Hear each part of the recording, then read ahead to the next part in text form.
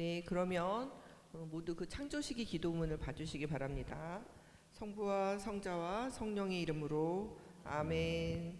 만물의 창조주이시며 삼위일체이신 하느님, 당신이 창조하신 지구 안에서 저희가 사랑과 양분, 보금자리와 보호를 얻으며 우주의 한 가족으로 공동의 집에 살게 하시고 모든 피조물의 다양성 안에서 당신의 선하심을 보여주시니 찬미받으소서.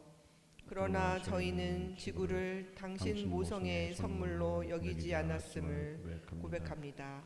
저희의 이기심과 탐욕, 경시와 남용으로 기후 위기와 생물 다양성 손실, 저희 동료인 모든 피조물과 인류의 고통을 초래했습니다. 또한 지구의 탄식과 모든 피조물의 탄식, 그리고 저희 안에 살아계신 희망과 정의의 영이 탄식하는 소리에 귀 기울이지 않았음을 고백합니다. 당신 창조의 영으로 저희의 나약함을 도와주시어 그리스도의 구원 능력과 희망을 알게 해주소서. 성령의 탄식으로 저희 안에 당신을 충실히 섬기고자 하는 마음을 일으켜 주시어 창조 세계의 탄식에 귀 기울이며 치유하게 하시고 함께 희망하고 행동하여 희망의 첫 열매를 맺게 하소서.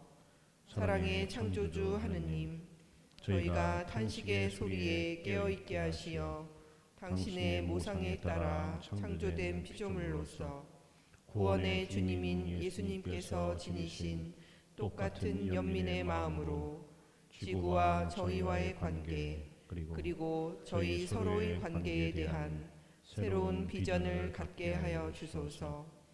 모든 피조물에게 기쁜 소식을 전하러 오신 우리 주 예수 그리스도의 이름으로 비나이다. 아멘. 성부와 성자와 성령의 이름으로 아멘.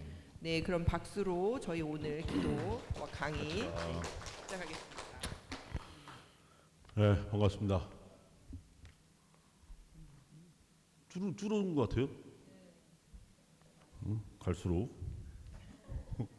오늘 마지막 시간인데, 오늘 마지막 시간은 생태 영성에 대해서, 특히 하늘, 땅, 물벗 그리고 생태환경위원회와 직결되는 주제인데 오늘 제일 적게 왔어요. 카메라는 안 보이시겠지만 오늘 안 오신 분들 누군지 알아요. 김영건 씨는 이제 바쁘셔서 이렇게 못 오신 거고, 물론 다른 분들도 다 이제 유튜브를 믿고 안 오신 것 같아요. 오늘 다 저마다 사정이 있으셔서 우리 교구 홍보국에서 또 잘 찍어주셔갖고 그걸 보시면 될 것 같습니다. 그래서 사실은 빠지신 게 아니고 다 오신 거다. 이렇게 얘기할 수 있겠습니다.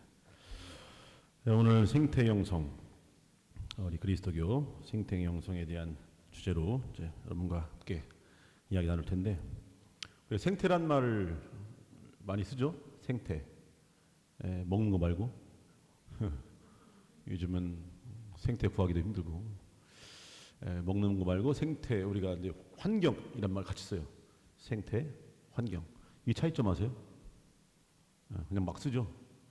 일단 좋은 거, 뭔가 이렇게 오염되지 않은 어떤 좀 더 그런 유익한 이런 그런 것, 친환경이라는 말 많이 쓰고, 생태와 환경은 이렇게 좀 개념상 차이가 있습니다.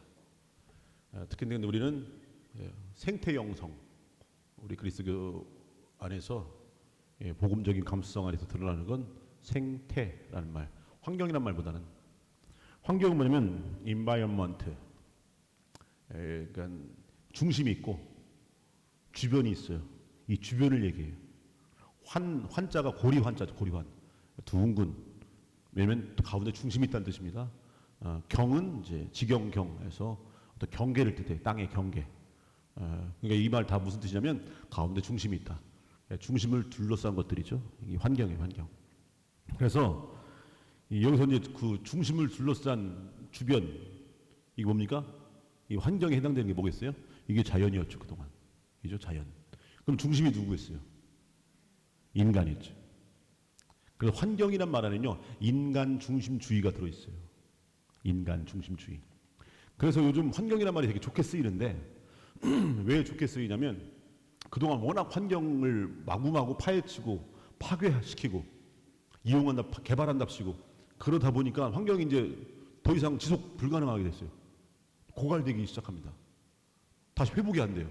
그러니까 이제 보호 좀 하자 이런 차원으로 이제 환경이란 말을 쓰는데 예전에 환경 개념은 뭡니까? 정복하고 개발하고 파헤치고 갖다 쓰고 마구마구 이런 개념이었어요. 그러니까 환경의 개념이요 예전과 달라졌다 뿐이지 다 예전이나 지금이나 뭡니까? 공통적인 건 중심은 인간이었어요.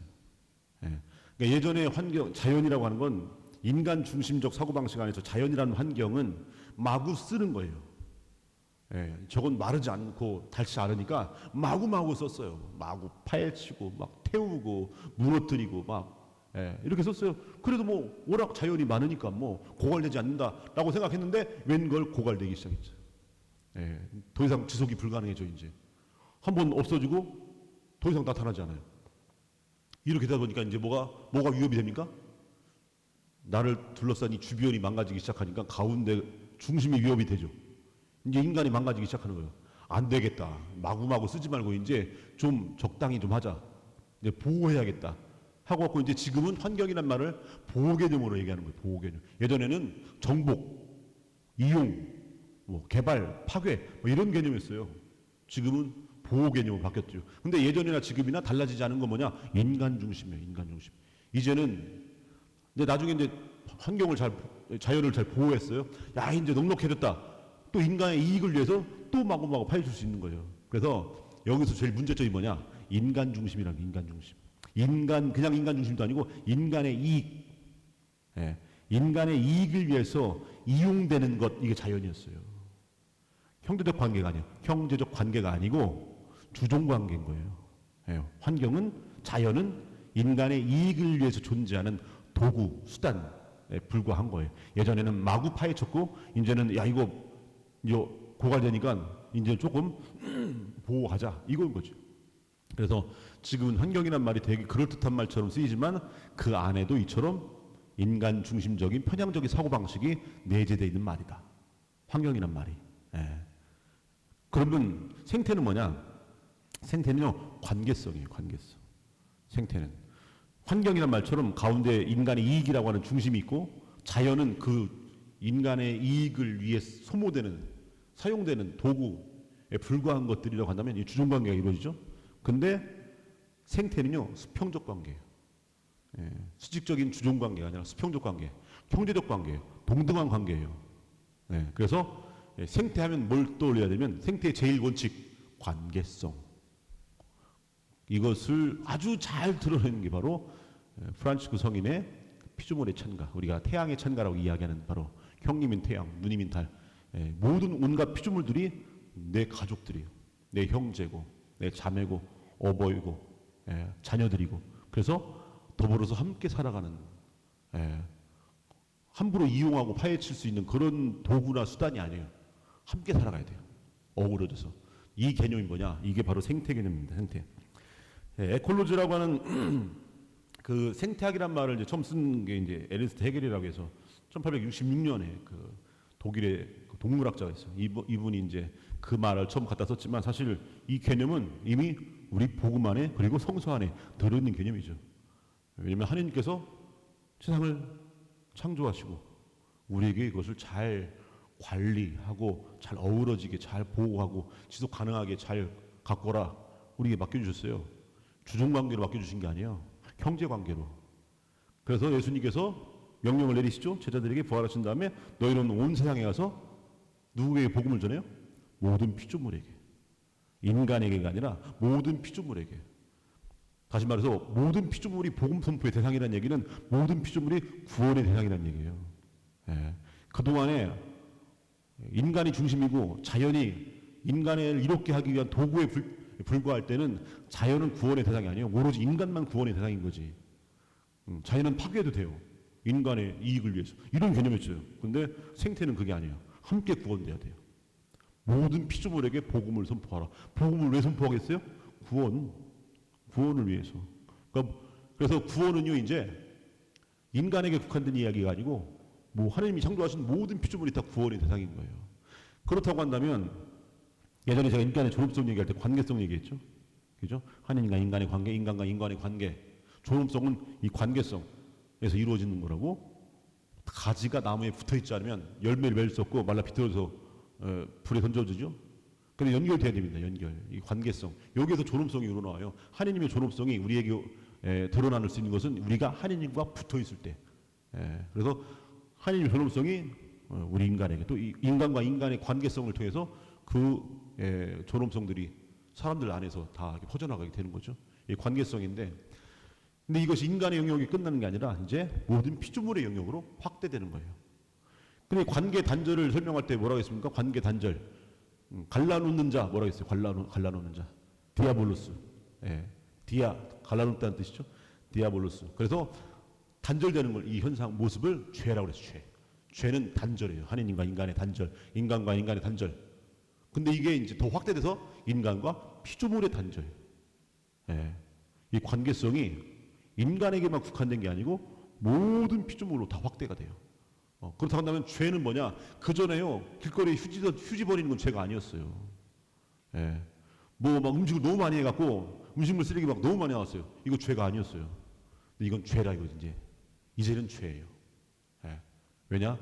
이 관계성이 피조물로까지 확대돼서 이제 이 피조 세계의 것들을 함부로 해치고 훼손시키고 하는 거, 이 모든 행위들이. 내 필요한 거 내가 내 저녁 식사 자리에서 닭 한 마리만 되는 거예요. 닭 한 마리면 되는데 자기 뭐 체면 뭐 생각한다고 닭 10마리를 잡아버렸어요. 이거 죄라니까요. 한 마리만 잡아야지. 왜 10마리를? 닭의 생명은 함부로 이렇게 여기서 안 된다 이거죠. 내가 농장 주인이고 닭 10마리 다 내 거야 이렇게 하면 안 되는 거예요. 한 마리 한 마리가 다 소중한 생명들이에요. 그렇기 때문에 자 이런 그러니까 이 관계성은 그 동안에는 인간에게만 국한시켜서 생각했던 거, 인간 중심주의 안에서 환경이라고 하는 걸 얘기하면서, 근데 이게 이제 생태적 감수성은 뭐냐면 이게 피조물에게까지 관계성이 확대돼요. 그리고 관계 단절이라고 하는 죄는 이제 피조물까지 관계 안에서도 이해할 수 있는 거죠. 그래서 자연을 훼손시키는 거, 함부로 사람이 아니다 하더라도 동물이나 식물이나 함부로 해치는 거, 이게 다 죄가 된다 이거죠. 죄. 이게 이제 이 관계성의 영역에 생각할 수 있는 게 이제 생태라고 하는 개념입니다. 그래서 생태적 개념에서는 모든 피조물이 동등한 관계 안에서 이렇게 바라봐야 돼요. 물론 파리 목숨과 사람 목숨은 다르지만 우리가 그래도 생태적 감수성을 지닌다는 것은 그렇다 하더라도 하나님께 창조하신 세상을 다 내 형제요 자매로 바라보려는 기본적 감성이 있어야 되는 거예요. 이게 바로 생태적 감수성, 생태적 영성이라고 하는 거죠. 이 생태적 감수성을 최근에 바로 이분께서 우리에게 알려주셨어요. 최근에 생태적 감수성. 그동안에 인간 중심적 사고방식에서 찌들어 있었는데 이제는 너희는 온 세상 가서 모든 피조물에 복음을 전하라해서 예수님의 이 가르침을 우리가 망각하고 살았어요. 망각하고 살았는데 우리는 다 인간에게만이 아니라 모든 피조세계, 모든 피조물과 연결되어 있구나. 다 관계되어 있구나. 그래서 디아볼로스 악이 관계를 단절시키는, 그래서 단절된 상태를 죄라고 한다면 피조세계까지도 그 관계가 단절되는 이 모습이 죄구나라고 하는 사실, 모든 게 연결되어 있다는 사실을 알려주신 분이 계시다 이거죠. 누구? 코로나19께서 또 알려주죠. 지난번에 말씀드렸죠. 코로나19께서 코로나가 알려준 세 가지 큰 교훈이 있어요. 세 가지 큰 교훈. 첫 번째 교훈은 뭐냐? 선교적 감수성. 코로나 때문에 성당에 못 나가게 됐죠. 그때 한동안 우리나라에서 성당에 못 나간 적이 없었어요. 옛날에는 그러니까 공적으로 나오지 말라 한 적이 없어요. 옛날에 박해 있을 때도요, 오지 말라 한 게 아니야. 조심해서 와 했던 거예요. 조심해서 와. 들키면 죽으니까 조심해서 와. 이거였지 오지 마 한 적이 없어요. 근데 세상에나 우리 교회 역사 안에서 사상 초유의 일이 벌어졌어요. 오지마 한 거예요. 교회가 공적으로 오지마. 눈에 보이지도 않는 이 바이러스 때문에. 그러다 보니까 자매님 한 분이 성당에 못 나오시 한참 이제 한 달 이상 못 나오시더니 길거리에 만났어요. 근데 뭐라 하냐? 성당에 못 나가니까 할 게 없어요. 신앙생활을 못 하겠다는 거예요. 신앙생활. 자, 성당에 못 나가니까 신앙생활 할 수 없어요. 말이 돼 이거? 말이 안 되죠? 그러면 이 자매님이 말씀이 무슨 뜻입니까? 그동안 우리의 신앙생활이 어떻게 했어요? 어디서만 이루어졌어요? 성당 안에서만 이루어진 거지. 성당 안에서만. 우리가 어디서 더 많이 살아요? 세상에서. 예? 우리가 미사 할 때는 미사 시간 뭐 얼마나 돼요? 1시간, 2시간. 예? 대부분의 삶은 세상에서 이루어져요. 세상에서. 그런데 우리의 신앙생활을 그러면 어디서 이루어져야 돼요? 세상에서. 예. 우리 일상 속에서. 저 넓은 세상에서 우리 신앙생활이 이루어져야 되는데 코로나 때문에 성당 못 나가니까 신앙생활을 할 수가 없어요. 이게 그동안 내 신앙생활이 우리의 신앙생활이 성당이라고 하는 조그만 울타리 안에서 전례라고 하는 그 작은 시간 속에서만 이루어졌다라고 하는 걸 반증하고 있는 거예요. 얼마나 잘못됐어요 이게. 말이 안 되는 거죠. 예. 그리고 우리 신앙생활이 다 성전이라고 하는 조그만 울타리에서 직무사제가 누굽니까? 제가 하는 전례 그걸로만 이뤘어요. 그러니까 여러분들이 성당에서 할 게 없어요. 성당이나 울타리, 전례라고 하는 시간 속에서 그 예법 속에서 주관하는 사람이 누굽니까? 주례를 누가 해요? 제가 하죠. 여러분은 뭐예요? 쳐다보고 있어요. 예. 그러니까 시노달리타스를 얘기할 때 여러분들 할 게 없어요. 시노달리타스가 뭡니까? 함께 가자며요. 구원을 향해서. 근데 교회 울타리 안에서는 여러분 할 게 있냐고요? 없지. 그러니까 뭐 합니까? 여러분들이 하시는 일들이 촉 깎아요. 꽃꽂이하고 빨래하고 밥하고 이런 일을 해요. 여러분이 미사 주례를 해요? 제대에도 못 올라오게 하는데, 그죠? 제대에 올라갔다가 자매님 올라가신 게 아니에요. 성당 가운데 통로도 뭐 못 지나가게 하잖아요. 여기는 지나다니는 데 아니에요. 하나 못 지나가게 하려고 가운데 이제 뭐 줄까지 걸어놨어요. 예? 거기 가지 말라고 가운데 통로. 가면 좀 어때? 그거 미사 때나 그냥 사제가 하면 그런 거 평상시에는 뭐 가운데 갈 수 있는 거고 그런 거지. 그렇게 하여튼 그런 식으로 성당에서는 여러분들 할 게 없다니까요. 성당에서는 주로 누가 합니까? 제가 다 해요. 직무사제가 다. 그러니까 신앙생활이 그렇게 됐어요. 여러분들 구경꾼이에요. 구경꾼. 그러니 그런 여러분들과 함께 시노달리타스를 얘기한들 할 게 있냐고. 그러니까 교회에서도 그냥 공연불에 있을 거야. 그냥 공허해요 말이. 시노달리타스 함께 갑시다. 함께 갑시다 하면서 그걸 뭘 줘야지. 할 수 있는 일들이 없어요. 할 수 있는 게. 왜냐? 세상이라는 그 거대한 덩어리를 배제시켰으니까. 할 게 없는 거예요. 여러분이 뭐가 있습니까? 보편사제직이 있죠. 보편사제직. 여러분이 세례 때 받은 권한이 있어요. 사제, 또 예언자, 또 사목자로서의 권한이 있어요. 우리가 왕직이라고 하는 거, 우리가 왕직, 뭐 봉사직이라고 표현하지만 실질적으로는 사목자. 네. 사제요, 예언자요, 사목자로서 여러분들이 세상에서, 여러분들의 가정에서, 여러분 직장에서, 여러분이 발딛고 선 모든 곳이 바로 여러분이 사제요, 예언자요, 사목자로서 할 수 있는 곳인데, 근데 세상을 배제시키는 순간 여러분이 할 일이 없어져요. 그러니까 함께 갑시다. 함께 걸어갑시다. 어디 함께 걸어가요? 밥 먹으러 갈 때는 함께 걸어가요. 밥 먹으러 갈 때는. 예? 평상시에는 그냥 앉아있어요. 여러분들은 신부 혼자 다 하고 이런단 말이에요. 그러니까 시노달리타스를 아무리 얘기한들 이게 뭐 되겠냐고. 안 되는 거예요. 예? 그래서 세상을 봐야 돼요. 세상을 볼 때 할 게 너무 많아요. 여러분들이 할 게 굉장히 많아요. 세상 끝까지 내가 너희와 함께 있겠다. 세상 끝.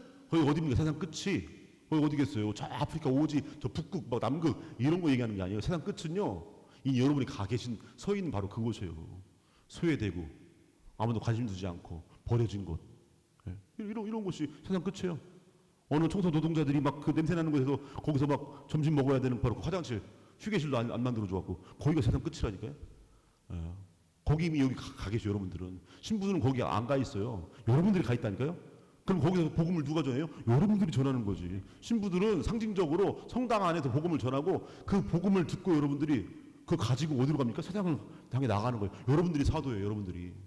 그래서 세상 속의 사도로서 여러분들이 사제로서 여러분들이 발딛고 서 있는 모든 것이 성전이 되고 제대가 되고 제단이 되고 여러분 스스로가 빵과 포도주 제물이 돼서 여러분들이 두 번째 미사를 봉헌하는 거예요. 첫 번째 미사는 성당에서 전례를 통해서 직무사제가 봉헌하는 미사가 첫 번째 미사라고 한다면 두 번째 미사는 여러분들이 세상 속에서 여러분 사제가 돼갖고 예언자가 돼서 여러분 사목자가 돼갖고 세상 속에서 여러분 스스로가 제물이 돼서 빵과 포도주가 돼갖고 여러분들 가난한 이웃에게 여러분이 거기 성체성사를 이루고 그렇게 기적을 이루는 것이 바로 두 번째 미사.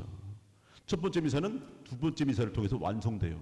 첫 번째 성체 성사 신비는 두 번째 성체 성사의 신비, 여러분 스스로가 빵과 포도주가 돼서 이웃과 나누는 그 삶을 통해서 두 번째 성체 성사가 이루어져요.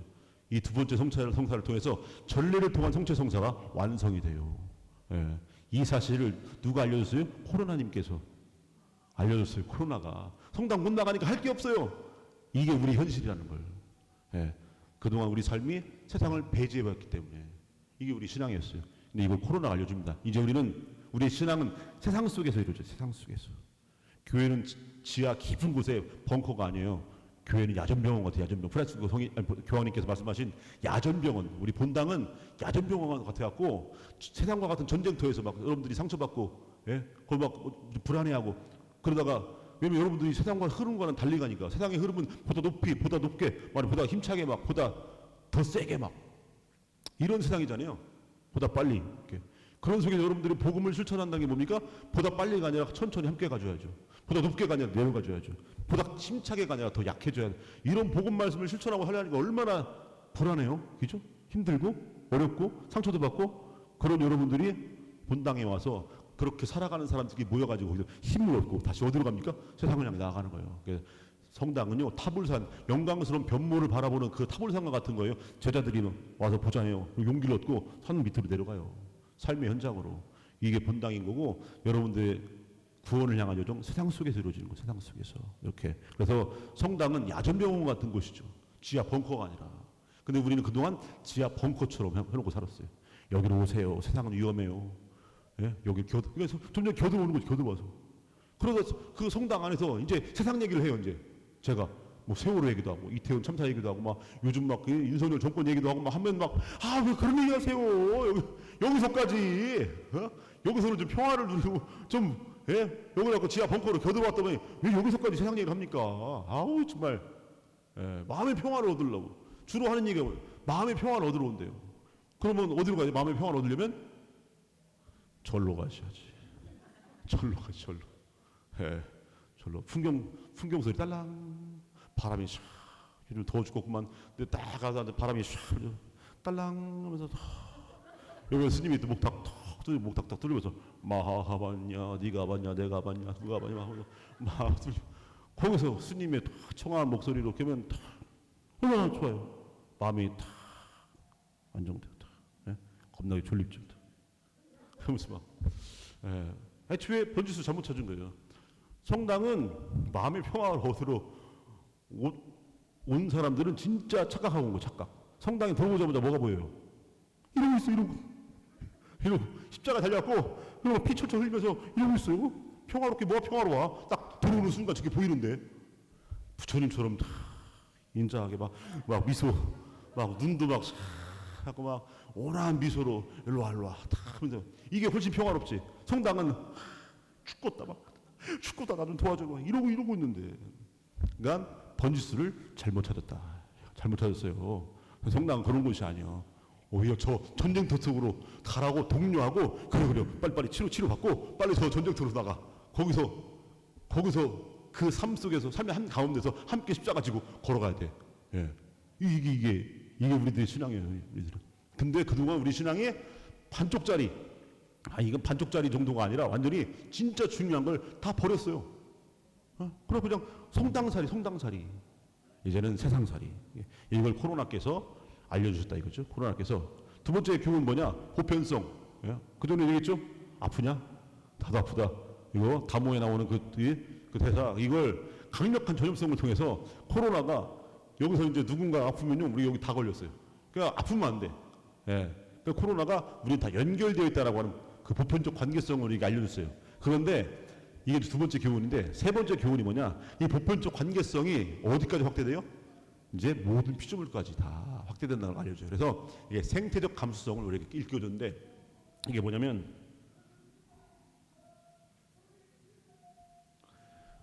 신났네 아주 뭐요.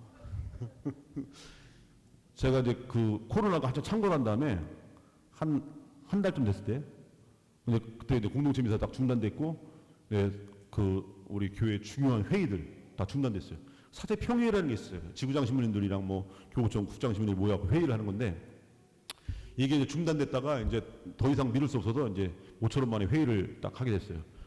그래갖고 이제 그때가 한 4월쯤인가? 그러니까 코로나가 창궐한 지 한 뭐 3, 4개월 정도, 뭐 4개월 정도 됐을 때죠. 그래갖고 이제 운전을 하고 쭉 갔어요, 쫙. 근데 하늘이 너무 맑은 거예요, 하늘이. 와, 하늘이 이렇게 맑을 수가. 기분 탓인가? 그동안 그냥 방구석에만 있었어요. 막 코로나 때문에 무처럼 만에 나와가지고 그래서 이게 유독 하늘이 맑아 보였나 했더니 진짜로 하늘이 달라진 거죠. 9시 뉴스에 인공위성 사진을, 하늘 사진을 딱 찍어봤더니 정말 맑게 나온 거예요. 그래서 딱 불과 4개월 전 사진과 4개월 후 사진이 달라요. 진짜로 하늘이 달라졌어요. 예. 그럼 4개월 동안 무슨 일이 있었어요? 아무것도 안 한 거지. 사람이 아무것도 안 한 거예요. 그럼 여기서 코로나 때문에 우리가 죽겠다 했잖아요. 근데 이 하나님 창조하신 이 피조세계, 이 세상에서 인간이 코로나보다 더한 존재인 거예요. 인간이. 사람 때문에 세상이 망가졌던 거예요. 사람이 4개월 동안 아무것도 안 하니까 세상이 살아나요. 예. 우리 어떤 존재였습니까, 우리가? 여기서 우리 생각해 볼 수 있는 거죠. 그동안 인간 중심적 사고방식 안에서 세상은 이용의 대상, 예. 파헤치고 마구막 깎아내고 막 이런 대상이었어요. 함부로 파괴해도 상관없는 그런 세상이었어요. 그런데 이제 세상이 병들어간 거예요. 그러다가 인간이 활동을 딱 멈추니까 세상이 살아나잖아요. 인간이 이 세상에 어떤 존재인가를 한번 생각해 볼 수 있는 그런 생태적 감수성을 우리에게 일깨워주는 그런 계기가 된 거예요. 가만히 보니까 코로나가 바이러스라 해갖고 막 이것 때문에 우리 힘들다 하는데 인간이 세상을 좀먹는 바이러스가 아니겠냐. 이게. 그러면서 이 세상과 인간의 관계성을 다시 한번 생각해 볼 수 있는 생태적 감수성을 다시 떠올리게 되는 그런 계기가 된 거죠. 그런 계기가. 자, 생태. 그래서 이제 이 관계성이라고 하는 차원에서 이제 인간 중심적 사고에서 벗어나서 이제는 형제적 사고 방식으로 바라보는 거. 이게 바로 생태적 감수성인 겁니다. 앞으로요, 생태적 감수성, 생태적 영성할 때요, 항상 뭘 떠올리면 되냐면 관계성이에요. 이 관계성은요, 주종 관계가 아니에요. 형제적 관계. 예. 교황님께서 모든 형제들에게라는 회칙 발표하시죠? 모든 형제들에게. 여기 모든 형제들에게 뭐가 들어가냐면 온 세상 모든 피조물이 다 들어가는 거예요. 이게. 그래서 우리가 모두가 다 구원받아야 할 대상인 거예요. 사람만이 아니고 모두가 다. 그래서 바꿔 말하면 사람만 해치는 것이 죄가 아니라 이 자연을 해치는 것도 다 죄가 되는 거죠. 관계성을 회복하고 모든 게 다 연결되어야 한다는 것은 사람만 연결되는 것이 아니라 모든 피조물이 함께 연결돼서 하느님의 그 생명력이, 하느님의 놀라운 그 생명력이 모든 것 안에 다 자리하고 하는 거. 이것이 우리가 해야 할 이 모든 이의 구원이라고 하는 그 개념인 겁니다. 그러니까 모든 이의 구원은요, 사람만이 아니에요. 세상 다 구원돼야 되는 거죠. 이게 바로 생태 형성하면 그래서 이제 항상 관계성을 떠올리면 됩니다. 형제적 관계. 이제 그동안 우리가 너무 어떻게 보면 무의식 안에도 습관적으로 이미 본능적으로 들어온 게 뭐냐면 인간 중심적 사고방식이에요. 인간 중심적 사고방식. 근데 거기에는요, 인간 중심적 사고방식 안에는요, 강자 중심적 사고방식이에요. 왜냐면 피조물보다 인간이 강하다 이런 개념이 있어요. 그러면 다시 말해서 인간 안에서는요, 강자가 또 약자를 또 지배하는 구조죠. 예, 이런 구조가 있어요. 그래서 여기서 벗어나야 돼요. 모든 것이 형제적 관계 안에서 이루어지면요, 인간 중심적, 그러니까 강자 중심이라고 하는 그 사고방식에서 벗어나서 모두를 관계성 안에서 어떤 동등한 모습으로 바라볼 수 있는 이 시선이 필요합니다. 그런 어떤 이 모습이 잘 드러나는 게 이제 장자, 우리 노장 사상, 노자와 장자, 노자의 사상을 잘 드러내는 게 이제 노자의 도덕경이라고 하는 그 경전이 있다고 한다면 장자의 사상을 잘 드러내는 게 이제 장자라고 하는 책이 있어요. 장자가 이제 1편, 2편, 3편 되는데 1편이 7편인각이고 2편이 15편인각이고 3편이 11편 이렇게 돼 있어요. 그래서 내편, 외편, 자편 이렇게 돼 있어요. 그 4편 중에서 이제 2편이 뭐냐면 총 7편 중에서 2편이 재물론이라고 하는 부분이 대목이 있어요.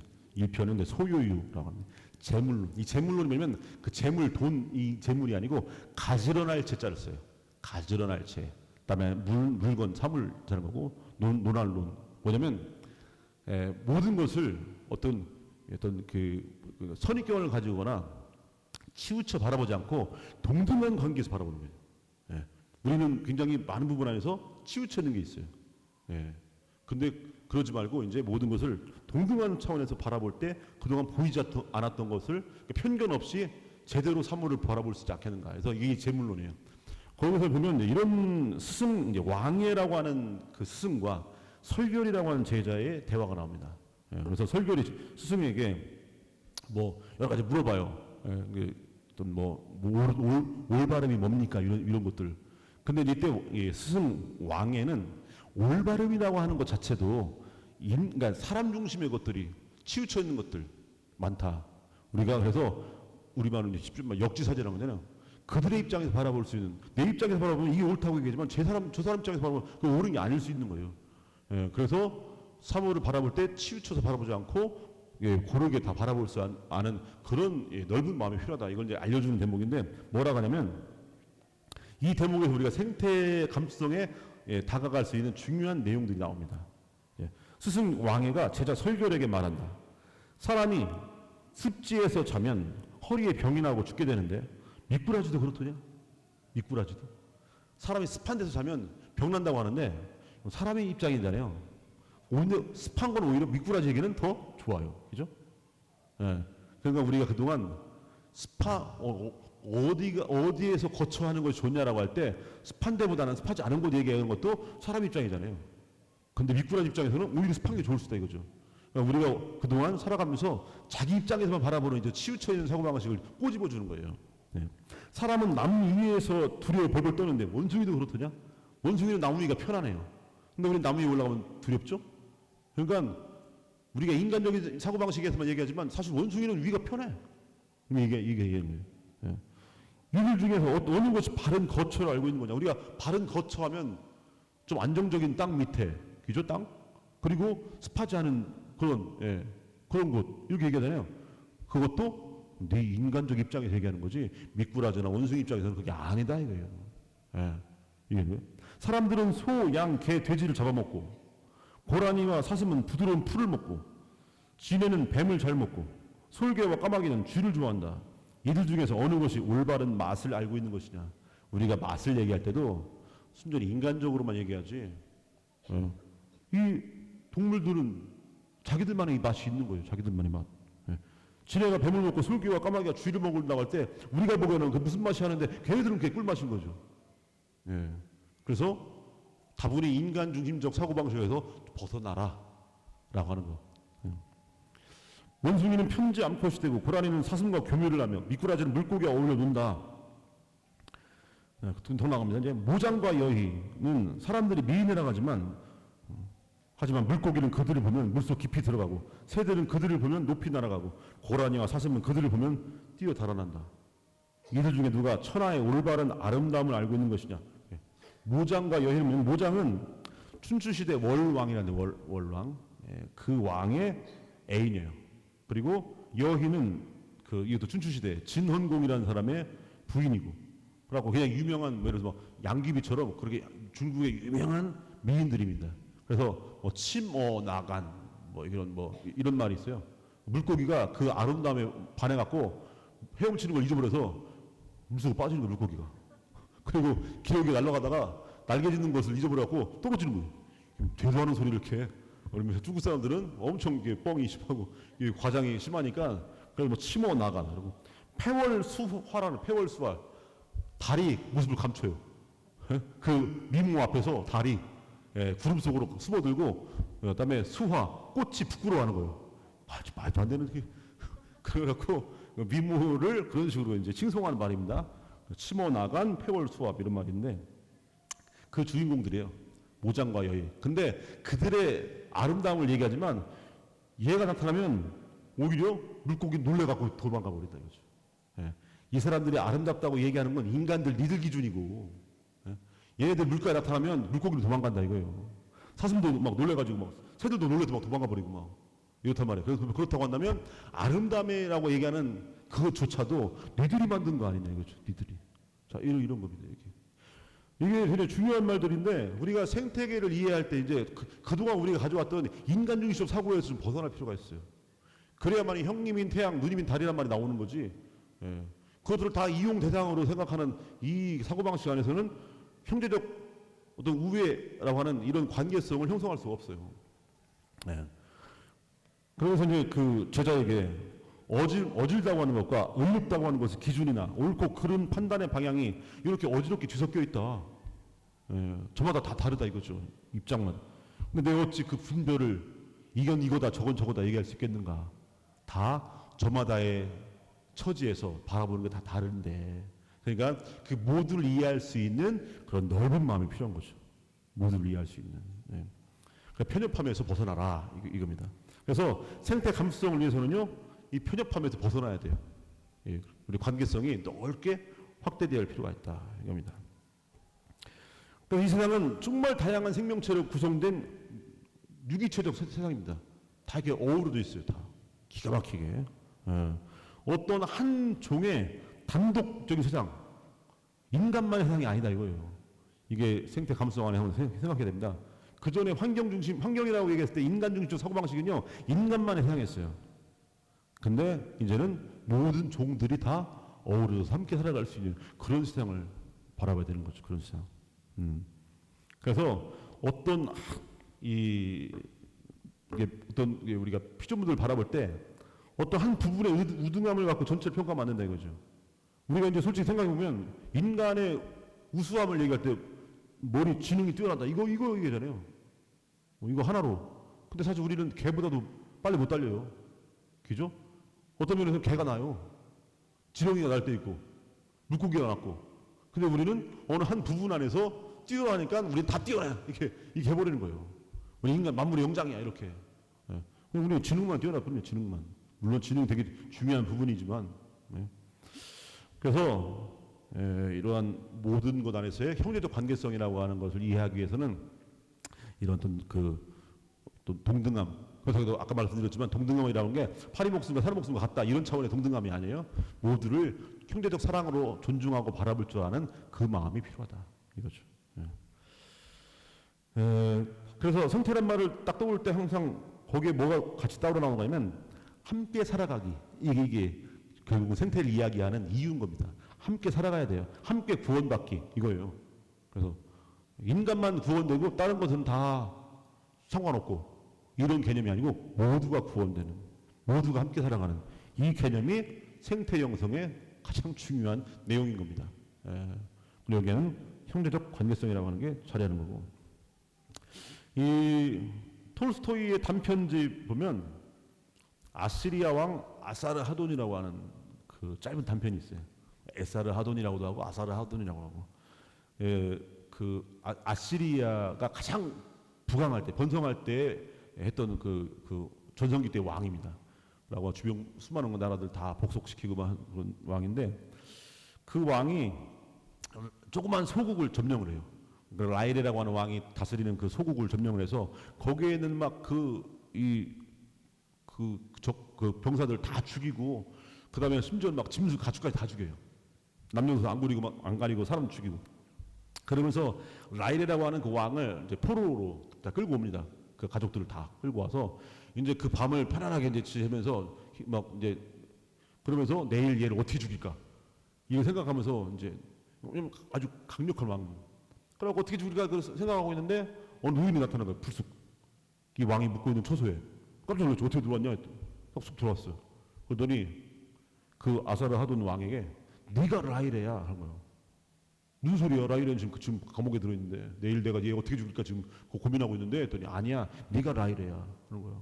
무슨 소리야? 그러니까 내가 보여줄게 하면서 조그마한 세스테아 같은 데 물을 떠놓고 거기에 머리를 담가보라고 해요.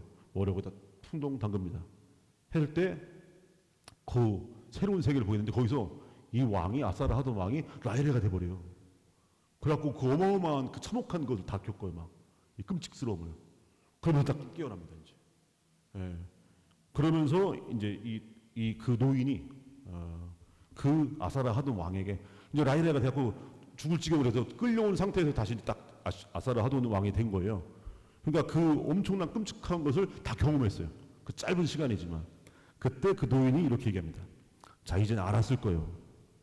라이레는 바로 당신이고 당신이 죽인 그 군사들도 또 역시 당신이란 걸. 아니 그 군사들뿐만 아니라 당신이 사냥을 해서 죽인 그 술자리에서 맛있게 먹은 그 짐승들 또한 당신 자신이었단 말이에요. 당신의 생명이라는 것이 오로지 당신 속에만 있는 것처럼 생각하는 모양이지만 내가 당신으로부터 그 허위를 벗겨버렸기 때문에 당신은 사람들에게 악을 행하면서 사실은 그것이 자기 자신에게 하고 있었음을 알 수 있었던 거 이제는 알게 된 거죠. 그게 결국 나를 해치는 거 있었던 거구나 이거. 생명은 만물 속에 오직 하나요. 거대한 생명을 얘기하는 것이고 당신은 다만 그 이 유일한 생명의 일부분을 자기 속에 나타내고 있는 것에 불과한 것이요. 다 연결되어 있다 이거예요. 너만 갖고 있는 게 아니고 모든 건 아사르하도니 왕은 그 강력한 그 왕권 힘 안에서 자기만 생명의 중심이라고 생각했던 거예요. 나머지는 아무것도 아닌 이런. 근데 그게 아니다. 너는 그 중에 일부에 불과하다. 너도 다 연결되어 있다. 이거 알려주는 거죠. 다른 존재 속에 있는 생명을 멸하는 것은 당신의 권한이 아니요. 당신 손에 의해서 죽은 존재의 생명은 당신 눈에서는 소멸했어도 결코 멸망해서 없어진 것이 아니요. 당신은 자기의 생명을 연장하고 남의 생명을 줄이려고 생각하지만 그것은 당신이 할 수 있는 일이 아니요. 네가 감히 할 수 있는 게 아니다. 이게 쭉 얘기합니다. 생명이란 멸할 수도 바꿀 수도 없는 것이요. 왜냐하면 그것은 다만 하나이기 때문이요. 다 모두가 다 하느님 안에서 연결되어 있음을 얘기해 주는 거예요. 그래서 내가 누군가를 죽였을 때 쟤만 죽은 거라고 생각하지만 결국은 자기 스스로를 해치는 것에 불과하다 이거죠. 이걸 알려주는. 톨스토이가 이제 짧은 단편을 통해서 이런 엄청 생태적 감수성 이 깊은 이걸 이 안에 넣은 거예요. 이렇게 말하고 노인은 사라져버렸다. 노인이 나타나서 이튿날 아침 아사르하돈 왕은 라이레를 비롯해서 포로들 모두를 풀어주도록 명령하고 처형을 중지해버렸다. 그렇죠? 깨달음을 얻은 거죠. 그 다음 날 그는 자기 아들 아슈르바니파를 불러서 그에게 왕국을 물려주고 자기는 새롭게 깨달은 것을 되씹어 생각하면서 처음에는 광야로 들어가 자취를 감췄다. 그러나 얼마 뒤에는 여러 곳을 순례하는 초라한 모습으로 거리마다 마을마다 두루 찾아다니기 시작했다. 그러면서 이렇게 얘기합니다. 이걸 선포하는 거예요. 생명은 하나다. 한 사람이 다른 사람에게 나쁜 짓을 하려고 하는 것은 바로 자기 자신에게 나쁜 짓을 하는 것과 같다. 이걸 사람들에게 전하고 다닙니다. 네, 이런 식의 이제 단편입니다. 이 감수성이 생태적 영성 안에 들어있는 거예요. 그래서 함부로 죽이고 함부로 파헤쳐서는 안 되는 거죠. 형제적 사랑. 이거 아까도 말씀드렸지만 송 프란시스코의 영성 안에 이것이 자리하고 있죠. 그래서 우리 프란시스코 교황님도 이제 당신이 이름을 프란시스코로 하시면서 또 생태회치교가 부르는 찬미받아서 이것도 바로 이 피조물의 찬가라고 하는 프란시스코 성인의 찬가를 갖다 쓴 겁니다. 우리가 이제 태양의 찬가로 알려졌지만 본래 제목은 피조물의 찬가예요. 이렇습니다. 저의 주님 찬미 받으소서. 주님의 모든 피조물과 함께 특히 형제인 태양으로 찬미 받으소서. 태양은 낮이 되고 주님께서는 태양을 통하여 우리에게 빛을 주시나이다. 태양은 아름답고 찬란한 광채를 내며 지극히 높으신 주님의 모습을 담고 있나이다. 태양을 통해서 하나님을 찬미하는. 사실 물론 사람도 중요하고 소중하지만 태양이 주는 수많은 그런 우리에게 주는 수많은 울림이나 또 수많은 감성들, 태양이 주는 수많은 것들이 영감, 사람이 줄 수 없는 것들이고, 우리가 태양을 보면서 수많은 시인들이 얼마나 많은 시를 읊었겠고, 수많은 연인들이 태양을 바라보면서 수많은 영감들을 떠올렸을 거고, 수많은 작가들이, 화가들이 태양뿐입니까? 하늘의 별을 보면서, 달을 보면서 얼마나 많은 것들을 떠올리고 노래하고 하나님을 찬미했겠어요. 이거 사람이 줄 수 있는 게 아니에요. 그래 그 소중한 것들을 함부로 생각하고 무시한다는 게 말이 됩니까 이게? 정말 그동안 우리 인간이 얼마나 너무나 오만하게 살았다는 걸 이걸 생각해 볼 수 있는 거죠. 아니 발밑에 격하는 벌레 한 마리라 하더라도 그걸 그렇게 우리 무시하고 함부로 여길 수 있는 게 아니에요. 작은 풀벌레 소리 하나하나가 수많은 시인들과 혹은 노래하는 가수들에게 음악가들에게 얼마나 많은 영감을 줍니까? 그런데 사람은 주지 못하는 것들이 그런 것들은 그런 것들을 하찮게 여기고 막 함부로 파헤치고 죽이고 해친다. 이건 정말 큰 죄인 거죠. 근데 그동안 우리는 그런 생각 없이 살았어요. 그런 생각 없이 계속됩니다. 이 찬가가 저희 주님 찬미받으소서 누이인 달과 별들로 찬미받으소서 주님께서는 하늘의 달과 별들을 맑고 사랑스럽고 아름답게 지으셨나이다. 고호의 별이 빛나는 밤에라는 그림 보셨죠? 얼마나 아름답습니까? 그 별과 달이 주는 우리 그 깊은 울림과 그 영감들, 이건 사람이 할 수 있는 것, 줄 수 있는 것들이 아니거든요. 근데 그런 아름다움을 그저 우리가 개발의 대상, 이용의 대상으로만 생각한다는 건 너무 그동안 우리 잘못된 모습들이죠. 저의 주님 찬미받으소서 형제인 바람과 공기로 흐리거나 맑은 온갖 날씨로 찬미받으소서 주님께서는 이들을 통하여 피조물들을 길러주시나이다. 저의 주님 찬미받으소서 누인 물로 찬미받으소서 물은 유용하고 겸손하며 귀하고 순결하나이다. 저의 주님 찬미받으소서 형제인 불로 찬미받으소서 주님께서는 불로 밤을 밝혀주시나이다. 불은 아름답고 쾌활하며 활발하고 강하나이다. 지금 프란시스코 성인 앞에서 이 세상 모든 피조물들이 인격성을 띠고 있는 거예요. 지금 다 사람처럼 이거 대하고 있어요. 이게 얼마나 이 모습 자체가 얼마나 아름다운 모습이겠어요. 이 다니엘의 찬가가 있습니다. 다니엘의 찬가. 이거 이제 우리 시편 성물도 할 때 다니엘서에 나오는 이 부분을 찬가로 같이 바칩니다. 이 프란시스코 성인의 피조물의 찬가를 보면 이 다니엘의 찬가를 떠올리게 돼요. 다니엘서 3장 57절에 88절 그리고 56절로 마무리되는 건데 이렇습니다. 주님의 모든 업적들아 주님을 찬미하라. 들어보셨을 겁니다. 영원히 주님을 찬송하고 찬미들 하라. 주님의 모든 천사들아 주님을 찬미하라. 하늘의 군대들아 주님을 찬미하라. 주님 찬미라 나옵니다. 하늘 위의 물들아 주님을 찬미하라. 주님의 모든 능력들아 주님을 찬미하라. 해와 달아 주님을 찬미하라. 하늘의 별아 주님을 찬미하라. 비와 이슬아 모든 바람아 불과 열아 추위와 더위야 이슬과 소나기야 추위와 냉기야 얼음과 눈들아 밤과 낮들아 빛과 어둠아 번개와 구름아 땅아 주님을 찬미하라. 그 사이에 계속 주님을 찬미하라 쫙 나와요. 이건 좀 생략한 건데 산과 언덕들아 주님을 찬미하라. 땅에서 싹트는 모든 것들아 주님을 찬미하라. 계속돼요. 샘들아 바다와 강들아 고기와 물들아 하늘의 새들아 짐승과 가축들아 사람의 아들들아 쫙 주님의 사제들아 주님의 종들아 의인들의 마음과 영혼들아 성인들의 마음과 성인들과 마음이 겸손한 자들아 쫙 세상 모든 피조물을 함께 하나님을 찬미하는 이 다니엘서의 이 찬가는 세상 모든 피조물들이 하나님을 찬미하는 한 형제 자매로 노래하고 있어요. 어떻게 보면 프란시스코 성인도 이 다니엘의 찬가에서 영감을 받았을 거예요. 그래서 이제 프란시스코 성인의 스타일로 이제 피조물의 찬가를 기도한 거죠.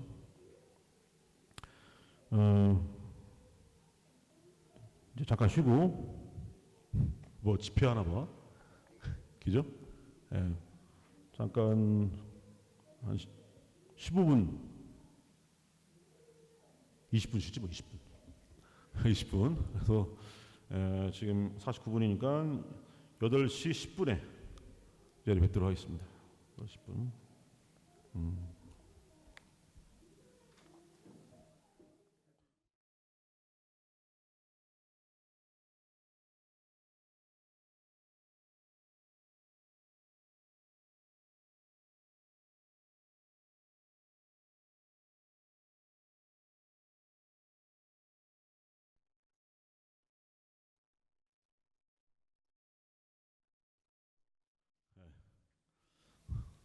두 번째 시간은 밖에서 하면 좋지만 일단 이거 하고 그 생태를 위해서도 빨리 바람직한 사람들이 이 나라를 다스릴 수 있도록 이렇게 해야 됩니다. 이 정치 권력이 바르게 다스리지 않으면 그런데 뭐 생태는 잘 보존되고 있다. 이건 있을 수 없어요. 다 결국은 다 연결돼 있고 정의롭지 못하고 부도덕한 정권이다. 그러면 피조물도 다 망가지게 돼 있어요. 그래서 지금 여러 가지 차원에서 모든 것을 잘 좀 잘 자리매김시키고 바로 잡는 거 그게 필요합니다. 우리 그 피조 세계의 생태를 이야기할 때도 이제 뭔가를 잘 가꾸는 거 뭐 중요한데 잘못된 걸 바로 잡는 거 이게 되게 중요합니다. 그 전에 우리 사유글의 원리 뭐 할 때도 그렇고 뭐 할 때 사랑에는 두 가지 차원의 사랑이 있어요. 이게 사랑 우리 까리타스 얘기하는데 까리타스가 있고 쿠피디타스가 있어. 쿠피디타스. 까리타스는 뭐냐면 인간에게는 다 공통된 욕망이라는 게 있어요. 욕망. 욕망이 하느님을 향할 때 까리타스라고 그래요. 근데 욕망이 하느님을 향하지 않고 자기에게만 머물러 있는 거. 아니면 잘못된 걸 향할 때 그걸 쿠피디타스라고 그래요. 쿠피디타스. 그걸 탐욕이라고 그러죠. 근데 모든 인간은 다 욕망을 갖고 있어요. 욕망이 없는 인간이 없어요. 그럼 다 불타버린 잿더미 같은 그런 상태에 불과한 거고 사람이라고 한다면 욕망이라고 하는 엄청난 에너지를 갖고 있습니다. 그런데 이것을 어디로 방향짓는가 이 방향성이 중요해요. 근데 이 방향성이 하느님을 향한다. 이걸 이제 까리타스 이걸 우리가 말하는 애덕 사랑이라고 표현하는 거죠. 근데 하느님이 아닌 다른 것 특히 반대의 것들 옳지 못한 거 이런 것들이면 쿠피타스. 그래서 거기는 무질서가 자리하고 그걸 탐욕이라고 얘기하는데 그런데 이 욕망 이 까리타스 안에는 두 가지 모습의 사랑이 자리합니다. 하나는 뭐냐면 거저주는 사랑이에요. 거저줘요. 가난한 사람에게 내가 주머니에 빵을 거저주는 거. 이게 거저주는 사랑이 있어요. 또 한 가지 사랑이 있어요. 또 한 가지 사랑 뭐냐면 갚아주는 사랑이 있어요. 갚아주는 거. 갚아준다는 말이 뭡니까? 원래 갖고 있어야 되는데 갖고 있지 않을 때 그걸 갚아주는 거죠. 정의로 정의. 그래서 빵이 있어야 되는데 빵이 없어요. 왜 없어? 제가 안 주고 있어요. 줘야 되는데 이걸 줘야죠. 주게 만들어주는 거. 이걸 갚아주는 사랑. 쉽게 얘기해서 이걸 요즘의 말로 다시 바꿔서 말하면 거저주는 사랑을 사회복지 일반적으로 사회복지. 갚아주는 사랑을 사회정의라고 해요. 사회정의. 이 두 가지가 사랑 안에 들어있는 모습입니다. 둘 중에 하나만 얘기하면 안 돼요. 근데 우리 교회는 둘 중에 하나만 많이 얘기해왔어요. 사회복지. 사회정의 부분은 잘 생각을 안 했어요. 사회정의를 얘기 안 하고 사회복지만 얘기하면요. 나쁜 놈도 좋아요. 나쁜 놈도. 부당하고 부정한 권력도 사회복지만 얘기하는 교회는 불편해하지 않아요. 근데 여기에서 이제 사회정의를 얘기해버리면 왜냐면 있어야 할 빵이 있지 못하고 엉뚱한 자리에 가 있거나 이렇게 이런 게 보니까 부정한 거죠. 그건 어떤 누가 그렇게 했어요? 그런 가해자들이 힘 있는 사람들이죠. 주로 권력자들이 그런 짓을 많이 해요. 힘 있는 사람들이. 그러다 보니까 당연히 힘 있는 사람 입장에서 그 힘이 이제 바르게 쓰여지는 힘이 아닌 부당한 힘, 부정한 권력, 부당한 권력자들의 입장에서는 사회복지만을 얘기하면 좋아요. 그냥 시혜적 입장에서 얘따 이거 먹어라. 위에서 아래로 뭐 던져주듯이 이런 차원의 것들로 그냥 유지하면 되는 거니까. 근데 사회 정의를 얘기해버리면 이제 그때부터는 뭐가 되느냐? 특정이 돼요. 가해자가 특정이 돼요. 빵을 뺏어가는 놈들이 누군가가 드러나요. 그러니까 그 누군가가 누구겠어요? 당연히 권력자들이 되는 거죠. 빵을 그동안 뺏어갔던 놈들의 치부가 드러납니다. 그래서 교회가 사회정의를 이야기하는 순간 교회는 권력자들의 문매를 맞게 돼 있어요. 거부당하고 배척당하고 박해받는 거죠. 그래서 권력에 순응하는 교회일수록 사회정의를 얘기 안 해요. 사회복지만 얘기해요. 근데 교회는 까리타스를 보여주고 실천하는 교회이기 때문에 그 안에는 사회정의가 반드시 들어야 있어야 됩니다. 그래서 우리가 사랑, 애덕을 실천할 때 두 가지가 같이 있어요. 항상. 이 의도 터진 사람에게 약 발라주는 거 중요하죠. 막 피가 철철 흘리고 있는데 약을 발라주는 거 중요해요. 근데 그 사람이 보니까 부당하게 의도 터지고 있어요. 허구한 날. 그럼 때리지 못하게 막는 거 진짜 중요하죠. 근원적 치료죠. 그게. 근데 뭐라고 하냐면 얼마든지 의도 터지고 와. 약 발라줄게. 네가 얼마든지 의도 터져도 피를 철철 흘려도 약 많아. 약 발라줄 테니까 또 꿰매줄 테니까 치료해줄 테니까 얼마든지 의도 터져. 이건 변태예요. 변태. 교회가 그렇게 변태처럼 변화 안 되는 거예요. 누가 때렸어 해야죠. 너 누가 때렸어? 제가 때렸어? 봤더니 막 등치 큰 놈이에요. 야, 같이 가자. 같이 가. 이게 연대예요, 이 연대. 나 혼자 갔다 너도 터지게 생겼으니까 야, 같이 가자, 같이 가자. 여럿이 가서 너 그러면 안 되지. 또 너 터지고 와요, 또 오케이. 그러고 또 더 많은 사람들이 같이 가자 해갖고 같이. 혼자 가면 더 터지니까 이왕이면 그래도 아무도 안 가려고 하면 혼자라도 가야죠, 혼자라도 교회가. 그게 뭡니까? 그래서 박해받고 순교하는 거예요. 이게 교회의 본 모습이란 말이에요. 그런데 순교하기 싫어서 사회 정의는 딱 빼버리고 얼마든지 너 터져 약 발라줄게 이러고 그러면서 착한 교회처럼 그 착한 교회가 아닙니다. 그건 참 뭐랄까 잔인한 교회죠. 얼마든지 너 터지고 약 발라줄게. 이게 뭐야 이게? 얼마든지 뺏겨 빵 줄게. 이거나 받아 먹어 이거죠. 정당한 자기 몫을 받지 못하는데 그래 그냥 그거 받을락 생각하지 말고 이거 줄 테니까 이거나 먹어. 이게 말이 안 되는 거죠. 그런 식의 모습들을 많이 가지고 있습니다. 그래서 실제로 교회 안에서 사회 정의를 얘기하면요, 심지어는 신자들도 물들어갖고 오늘 참 제대로 된 신앙이 아니죠. 그래서 사회 정의를 얘기하면 불편해해요. 왜 그럴까? 왜 가해자의 편에 서서 왜 그런가 모르겠어요. 약자의 편에 서야죠. 교회는 뭡니까? 가장 가난한 사람에 대한 우선적 선택. 이게 교회의 모습인데 사회 정의를 얘기하면 불편해하고 사회 복지를 얘기하면 뭐 좋다고 그러고 이런단 말이에요. 그래서 신자분들도 우리 사회복지국장 시부님은 박수 쳐주고 왜냐면 그 사람은 빵 나눠주는 일을 하니까. 근데 저는 이제 사회 정의 왜 빵 뺏어갔어? 누구야? 저 사람이야? 이렇게 하니까 저를 좋아해 주는 사람은 엄청 좋아해 주시는데 어떤 분들은 막 옷 벗기고 구속하자 막 그래갖고 옷을 벗기려고 그래요. 아니 왜 벗기려고 그래 자꾸. 야하게. 그래서 두 가지 항상 우리 애덕 안에는 두 가지가 있어야 됩니다. 마찬가지로 우리의 생태적 감수성을 얘기할 때 이제 형제적 사랑으로 모두가 함께 어우러져 살아가야 된다죠. 같이 살아야죠. 같이 살자. 같이 구원받자 이거잖아요. 여기서도 이 관계성 함께 구원받기 위해서 함께 어우러진다는 거 안에서는요. 뭔가를 보존하고 도와주고 이게 나무를 심는 거, 척박한 땅에 나무를 심는 것도 중요하지만 나무를 베어가는 함부로 막 산불 내고 막 하는 이런 사람들 못하게 하는 거 이거 중요한 겁니다. 얼마든지 불 지르세요. 또 심으면 되니까 이거 아닌 거예요 이거. 얼마든지 파괴하세요. 우리 거기다 또 심을게요. 이거 아니란 말이에요. 파괴하지 못하도록 막아야죠. 파괴하지 못하도록 맞서야죠. 이게 중요한 겁니다. 그래서 두 가지 모습이 항상 모든 것 안에 인간의 존엄성을 얘기할 때도 마찬가지지만 피조 세계 하느님께 창조하신 이 아름다운 세상을 보호함에 있어서도 두 가지 방향성은 항상 같이 존재하는 거예요. 거저주는 사람, 갚아주는 사람 두 개. 사회 복지, 사회 정의 이건 피조물에 대해서 똑같이 적용되는 거예요. 산을 가꾸고 나무를 심고 이거 중요하지만 함부로 산을 무너뜨리는 파헤치고 강물에다가 온갖 독극물을 다 거기다 버리는 이런 짓 못하게 막는 거 이게 진짜 중요한 겁니다.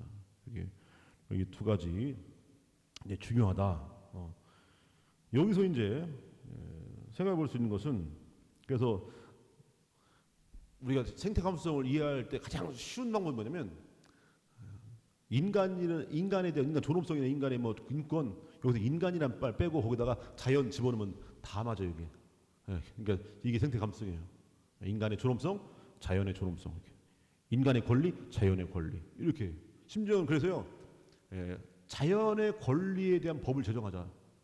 인간의 권리가 법으로 제정한 것처럼 자연에도 그런 권리를 부여하는. 산에다가 그런 권리를 부여해요. 그래서 산을 해치잖아요. 그러면 산의 권리의 입장에서 판결을 해주는 거죠. 그동안 이런 개념이 없었어요. 무슨 산에 권리가 있어. 권리하면 누굽니까? 인간에게만 권리 있다고 생각했어요. 근데 아니다. 피조물에게도 권리가 있지라고. 이런 개념까지 이제 이렇게 더 나아가는 거죠. 이렇게. 그래서 피조물이 되면 법적 주체가 되는 거죠. 그동안 피조물은요. 그러니까 인간을 제외한 그런 피조물들, 동식물은 법적 주체가 아니었어요. 이제는 법적 주체가 되는 이런 모습의 법 제정 이런 것도 이제 많이 얘기하고 있습니다. 그게 언제 될지는 모르겠지만 어쨌든 간에 굉장히 어떻게 보면 새로운 모습이라 할 수 있는 게 이제는 우리가 이 관계성을 피조물의 세계까지 다 넓게 자연에게까지 확대시키는 이런 모습들을 할 수 있겠죠. 그런데 여기서 이제 항상 우리가 염두에 둘 것은 사람도 마찬가지지만 생태 안에서도 항상 뭐가 문제냐면 강한 것이 약한 걸 억눌러요. 그죠? 인간 세계도 마찬가지고 강자가 약자를 함부로 억누르고 억압하고 세도를 부리고 군림하고 뭐 이러죠. 죽이고 해치고. 피조 세계도 똑같아요. 예. 일단 인간과 자연하면 자연이 약해요. 물론 거대한 막 천재지변 앞에서 인간아 정말 힘이 없다는 걸 느끼지만 평상시에는 그렇지 않고 인간이 자연의 우위에서 자연을 함부로 여기고 막 훼손하고 파헤치고 이런단 말이에요. 그래서 우리가 어떻게 보면 우리 그리스도적 감수성 안에서는 약자에 대한 우선적 선택, 가난한 사람에 대한 우선적 선택이라고 할 때 그 가난한 사람에 대한 우선적 선택이 사람에게만 국한된 게 아니고 이 피조 세계 안에서도 가장 가난한 피조물에 대한 우선적 선택, 이게 중요합니다. 물이 가장 밑에서부터 채워지는 것처럼. 그래서 이 세상을 바라보는 시선도요, 가장 약한, 가장 지금 절실한, 가장 목마른 이 부분을 바라보고 그것을 살리고 함께 더불어서 함께 살아가게 하는 이 노력들, 이게 대단히 중요한 거죠. 그래서 생태를 이야기할 때 항상 우리에게 필요한 감성이 뭐냐면 작은 것에 대한 감성이에요. 작은 거. 사람에게뿐만 아니라 생태하면 오히려 사실상은 그런 사람은 눈, 코, 귀, 입하고 나랑 똑같이 생겼다는, 물론 통장의 잔고가 다르면 사람처럼 보지도 않는 그런 세상이긴 하더라도 일단은 겉모습이라도 사람이니까. 근데 이 자연의 세계 안에서는 너무 쉽게 우습게 보는 부분이 있죠. 그냥 동물이나 식물이나 이런 것들 너무 우습게 보는. 그래서 작은 것에 대한 감수성은 사람에게만 국한된 게 아니고 동물과 식물에 대한 그 우리의 마음가짐도 가장 작은 거, 보잘것없는 거, 또 소중히 여기는 이 마음이 필요하다. 이 마음. 그래서 약자에 대한 존중은요, 사람에게만이 아니라 모든 피조물에게 다 똑같이 적용이 됩니다. 똑같이. 그 예수님의 모습 안에서 드러나는 그 감수성을 보면 작은 거에 대한 거예요. 이게 그리스도적 감수성인데, 보통 세상 사람들은요 거대한 거를 눈에 제일 먼저 보죠. 거대한 거, 힘센 거, 엄청 빠른 거, 세계 최대, 막 이 거대한 차원. 근데 우리 복음적 감수성은 뭐냐면 작은 거예요. 작은 거, 약한 거, 느린 거. 이거 거꾸로 가요. 거꾸로. 이 감수성 안에서 아무도 거들떠보지 않는 것들, 죽어가는 것들, 미세한 것들을 돌보고 살리는 그 모습이 우리 안에 자리하는 거죠. 복음서 전체가 다 그런 감수성에 대한 내용들입니다. 낮아지고 약해지고 작아지는 거. 예수님의 모습 안에서 드러나는 게 다 그런 건데, 그 중에 대표적으로 생각해 볼 수 있는 게 카이라는 여인에 대한 그 치유의 장면인데, 이 보면 되게 감동적인 대목이죠. 제가 그 마산의 어느 교육관, 마산 교육관이라고 절벽 위에 세워진 그 교육관이 있어요. 뭐 레이더 기지를 어떻게 교구에서 어떻게 구해갖고 거기다 피조기 집을 만들었어요. 뭐 가보신 분 계시겠지만 안 계신가? 거기 복도에 가로로 길쭉한 그림이 딱 그려졌어요. 가로로 길쭉한 그림. 거기에 발이 막 잔뜩 그려졌어요. 발. 손이 하나 그려졌어요. 이 복음에 어떤 대목이겠어요? 하이라는 여인. 예전 옷자락에 손을 대는. 사람 얼굴은 하나도 안 나오지만 발 막 그려져 있고 손만 하나 그려져 있는데 엄청 감동적이에요. 하이라는 여인이 그 사람들 몰래 가서 예수님 옷자락을 딱 대는 거죠. 하혈병을 걸면 율법적으로 그 부정한 여인이 됩니다. 근데 이 부정함이요 전염이 돼요. 옷깃만 스쳐도 이 사람도 부정해져요. 그래서 이 달거리를 하는 여인들은 절대 밖에 못 나가요. 사람 만나면 안 되는 거예요. 스치기만 해도 부정해지니까. 그래서 달거리 끝날 때까지 숨어 있어야 돼요. 그런데 이 여자는 12해 동안이나 하혈병을 앓고 있는 여자였어요. 그래서 뭐라고 나오냐면 거기서 그 병을 고치기 위해서 가산을 다 탕진했어요. 그러니까 몸도 아프죠. 그지가 된 거예요. 돈이 없어요. 그런 여인이에요.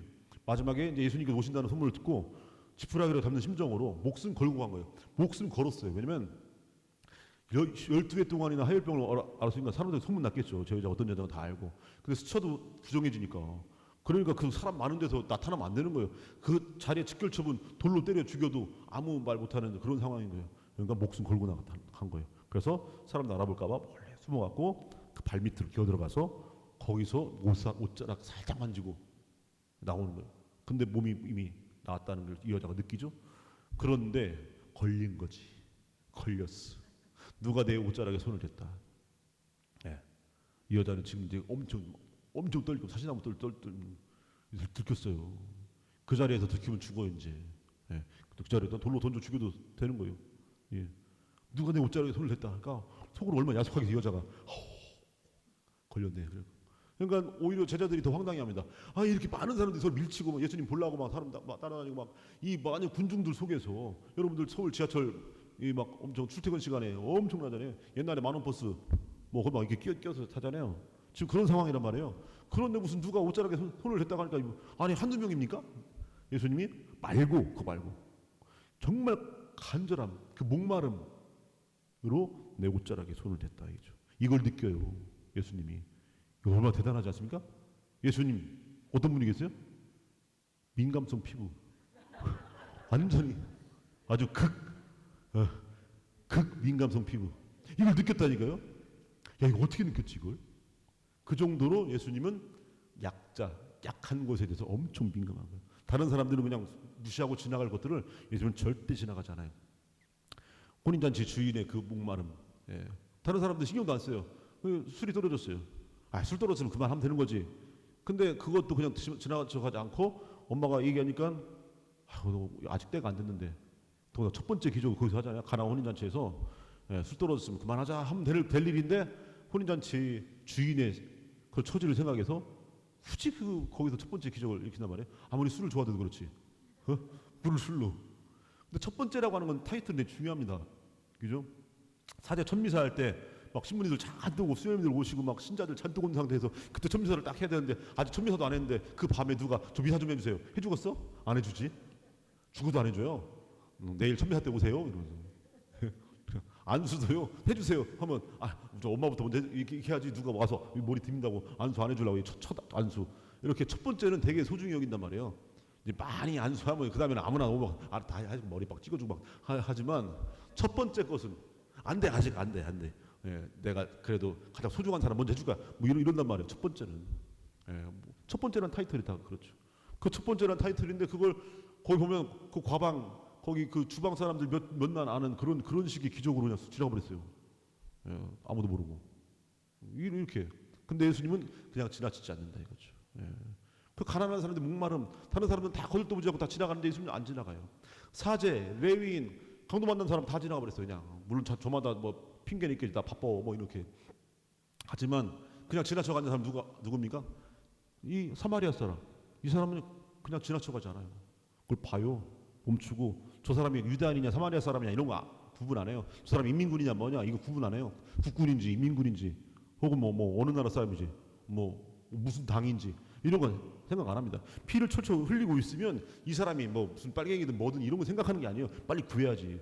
가장 우선적 권리 뭡니까? 생명권 빨리 살려야죠. 지나쳐가지 않아요. 근데 앞서 사제 레위는 지나쳐가 버리죠. 예. 이 지나쳐가지 않는 마음 이게 중요한 거예요. 이게.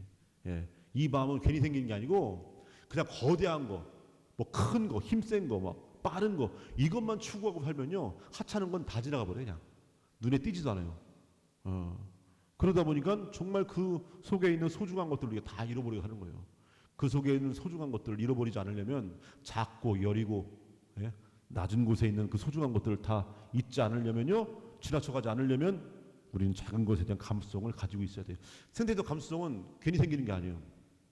그런 작은 것에 대해서 우리가 존중하고 눈여겨보고 귀 기울이는 이 마음 속에서 이게 뭡니까? 사랑의 사랑. 이 사랑하는 마음 안에서 생기는 거지 그냥 뭐 나는 자연에 관심이 있어 이런 차원의 것이 아니에요. 저 사람 저 동물 박사야 뭐 저 식물 박사야 그래서 공부 많이 했어. 생태는 공부 많이 한다고 생태적 감수성이 있는 게 아니에요. 이 사랑하는 마음이 있어야 돼요. 작은 것도 소중히 여기는 마음. 이 마음이 그 작은 것들을 돌보고 함께 살아가기 위한 노력들 기울여 나가는 거죠. 이게 복음에 들어있는 마음이고 이게 우리가 생태영성이라고 얘기하는 바로 그겁니다. 이것이 예수님의 모습 안에서 드러나죠. 그래서 예수님은 그냥 지나쳐가지 않습니다. 이 자식 외아들 하나 잃고 막 우는 그 과부의 그 막 울음소리 그걸 지나쳐가지 않은 거예요. 아이를 살려요. 그 죽은 아이를 이렇게. 그 야이로는 회당장 딸 죽은 딸을 살리는데 그때 뭐라고 하냐면 딸을 얘는 잠자고 있다니까 사람들 우습게 여기죠. 그러니까 다 나가 있어 한 다음에 예수님이 제답이 연만 내놓고 다 나가 있으라고 해요. 그 살립니다. 야이로 회당장 딸. 왜 나가 있으라고 했겠어요? 얘가 딱 일어났을 때 놀랄까봐 다 나가 있으라고 하는 거예요. 그리고 일어나자마자 뭐라고 합니까? 먹을 것 좀 주라고 그래요. 아주 섬세하죠. 예? 얘가 그동안 죽어 있었잖아요. 얼마나 배고파. 그러니까 기력을 회복하라고 얘가 살아남자마자 먹을 걸 주라고. 이렇게까지 섬세하게 하나하나 디테일하게 챙겨요. 예수님 엄청 잘 챙겨요. 이런 거. 이렇게. 자케오, 보잘것없는 그 세관장. 자케오가 나무 위에 올라갔는데 돌무화과 나무 위에 올라가 있죠. 사람들은 저 뭐야? 저게 그러고 다 지나다니는데 예수님은 딱 눈여겨보죠. 그러면서 지나쳐가지 않고 내가 오늘 너네 집에 머무르겠다. 딱. 얼른 내려와라. 자케오는 얼른 내려오죠. 얼른. 내일 갈게요. 이게 아니에요. 얼른 내려가요. 중요합니다. 이거 지금 사회글이 다 들었죠, 여러분들이? 이거 언제부터 실천해야 돼요? 지금 여기, 그죠? 근데 아예 벌써 9월 27일인데 저기 내년부터 할게요. 1월 1일. 예? 내년부터 이렇게 하면 안 돼요. 지금 여기에서. 예. 저는 주님의 종입니다. 지금 말씀대로 이루어지길 바랍니다. 언제? 지금. 어디서? 여기서. 그래서 성모님의 그 말씀 그 순간 구원이 이루어지는 거예요. 성모님의 태중에 구원이. 아니 저는 아직 나이가 안 됐는데 혼기가 아유 내년에 오세요. 가브리엘 내년에 이렇게 하는 게 아니에요. 지금 여기 이렇게. 하여간에 그래서 예수님은 지나쳐가지 않습니다. 이 민감한 작은 것에 대한 감수성 이게 중요한 거예요. 자 그렇게 할 때 우리는 자꾸 미미한 것들과 더불어서 함께 살아갈 수 있습니다. 무시하지 않고 그냥 지나쳐가지 않고요. 예. 그 사회복지 이런 거 할 때 제일 어려운 거 정말 어려운 것 중 하나 뭐냐면 사회복지분과 뭐겠어요? 제가 본당에 있을 때 사회복지분과 운영할 때요 제일 어려운 게 있었어요. 제일 어려운 거 누가 어려운지 모르겠어요. 예. 누가 도움이 필요한지 예. 누가 지금 절박한지 이거 모르겠어요. 이게 제일 어려워요. 이게 예. 감춰져 있어요. 누가 얘기 안 해요. 예. 안 드러나요. 잘 겉으로 보면 옛날에는 잘 드러났죠. 그냥 그지 깡통 들고 있고 뭐 옷 막 뭐 찢어져 있고 하면 그지구나 이게 드러나는데 요즘은 안 드러나요. 요즘은 그냥 겉으로 보면 멀쩡해 보여요. 그냥 다. 그러다 여러분들 자존심이 있으니까 나 어려워요 이렇게 얘기 안 해요. 예, 다 그냥 뭐 이렇게 얘기 안 하고 살죠. 옛날에 요즘 미친 것도 잘 안 드러나요. 딱 보면 미친 사람 미쳤나. 옛날에 딱 미쳤다면 요 하나 딱 꽂고 그러고 빠면서 하면 미쳤구나 저거. 하고 이 꽃 하나 딱 꽂고 있으면 다 드러나는데 요즘은요 멀쩡해요. 본당 인수인계할 때 전임 신부님이 그 본당에 미친 여자 하나 있어. 조심해야 돼. 그러면 그래? 하고 얘기 듣고 보는데 몰라요. 누군지 모르겠어. 그 미친놈 하나 있어. 조심해. 딱 멀쩡해. 예. 근데 나중에 이제 이렇게 만나다가 이렇게 하다가 이상하다 왜 말이 겉돌지? 하고 계속 얘기하는데 이 사람이구나. 이렇게 하는 거 이제 몇 번 이렇게 얘기하고 해야 그 전임 신부가 얘기했던 그 미친놈이 얘구나. 예. 아는 거지 겉으로 안 드러난다니까. 마찬가지로 정말 힘든 사람 정말 도움이 정말 절실한 사람 안 드러나요. 그래서 동사무소 가서 우리 사목 대상자가 교독상에 2,000명이 사목 대상자가 아니에요. 거기 주민들 이 본당이 있는 그 사목구 전체 그 주민 25,000명이 우리 사목 대상자인 거지. 이 사고방식도 잘못한 거예요. 예. 교독상의 신자만 사목 대상자 아니라니까요. 우리가 주민 전부. 그러니까 그래서 뭐 신자냐 비신자냐 이거 따지지 말고 심지어는 우리 주민이 아니어도 저기 전라도 상관없어. 제발 좀 누가 필요한지 좀 파악해달라고 해도 못해요. 네. 사회복지분과뿐만 아니라 저 레지오 단원 다 동원해갖고 정말 좀 어려운 사람 좀 알아봐 주세요. 몰라. 그래갖고 맨날 돕는 사람이 그 사람이에요. 이게 숨어 있어요. 이 사람들을 알아내려면요 뭐가 필요해요? 감수성. 작은 것에 대한 감수성이 필요해요. 이 민감성 피부가 우리 마음 안에 있어야 돼. 예수님이 보여주신 이 모습 이거 알아채야 돼요. 이거 생태를 바라보는 우리 시선도요. 그것이 없으면요. 기본적으로 우리 자세는요. 생태를 주인이 종부리듯이 그런 차원으로 도구로 수단으로 그렇게 바라볼 수밖에 없어요. 형제적 사랑, 형님인 태양과 누님인 달 이렇게 안 바라봐요. 그냥 시적인 표현처럼 그냥 생각하지. 그래서 우리는 작은 것을 소중히 여기는 마음 이게 대단히 중요합니다. 이 감수성. 그래서 복음을 보면요 그런 감수성에 대한 이야기들이 다 예수님이 핏덩어리 모습으로 딱 오셨죠 이 세상에 핏덩이로. 누가 알아봐요? 다문 알아봤어. 딱 세 부류 알아봤어요. 세 부류. 첫 번째 목자들이 알아봤죠. 목자들. 밤에도 잠도 못 자고 양을 쳐야 되는 가난한 목자. 또 한 부류. 동방박사. 누굽니까? 이방인. 이스라엘 사람들이 개돼지처럼 여겼던 바로 이방인. 이 시대로 말하면 저기 우리 주민증도 없는 그 뭐 난민들이나 뭐 이주민들이나 이런 사람들이죠. 예. 이방인 알아봐요. 또 한 사람. 늙고 힘없는 노인네들. 시메온과 한나. 예. 이 세 부류의 사람이 알아봐요. 세 부류의 사람. 근데 각자 특징이 있어요. 목자는 가난. 두 번째 동방박사 이방인 뭐 관찰. 허구한 날 별받지. 세 번째 노인네들 기도. 예. 성전에서 살다시피 하면서 기도했어요. 가난과 관찰과 기도. 이것이 작은 것들을 지나치지 않을 수 있는 하나님이 창조하신 이 피조물 안에서 발바닥에 기어다니는 그 벌레 하나도 소중히 여길 수 있는 마음, 이 감수성을 가지게 해주는 세 가지 모습이에요. 기도, 관찰, 가난. 너무 많아서 탈이에요. 요즘 산업혁명 이후에 이 지구가 망가졌어요. 산업혁명 이후에 어떻게 우리 생활 방식이 뭐가 많아요.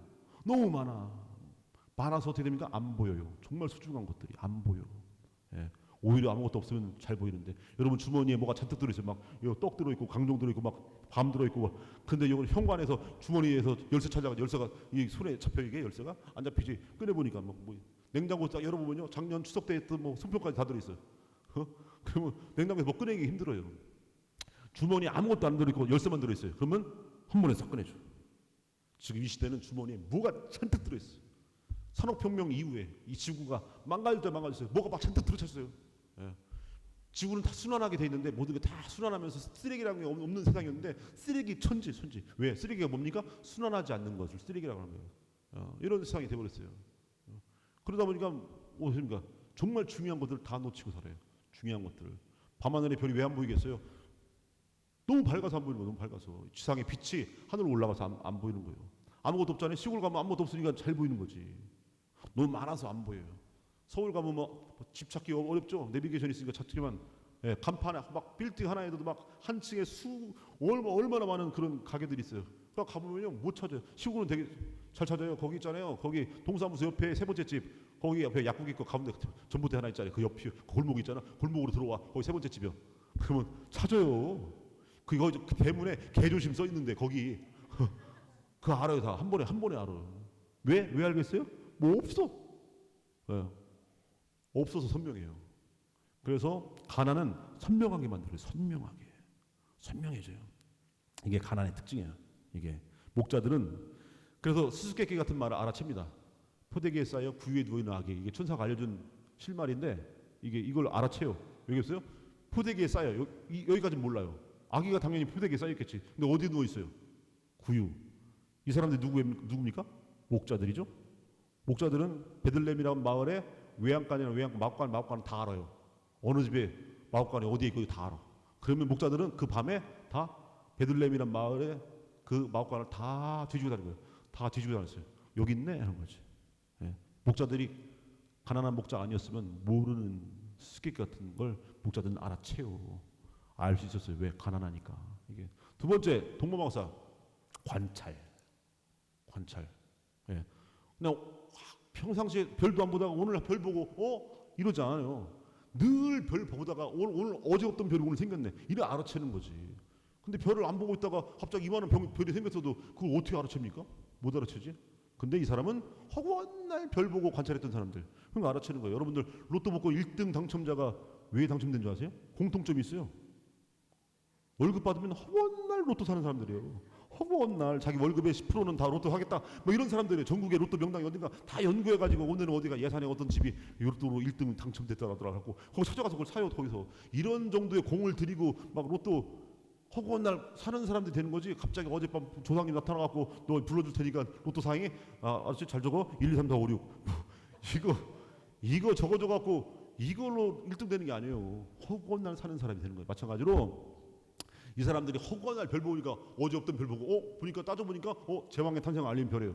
우리가 방위상 따져보니까 저쪽이에요.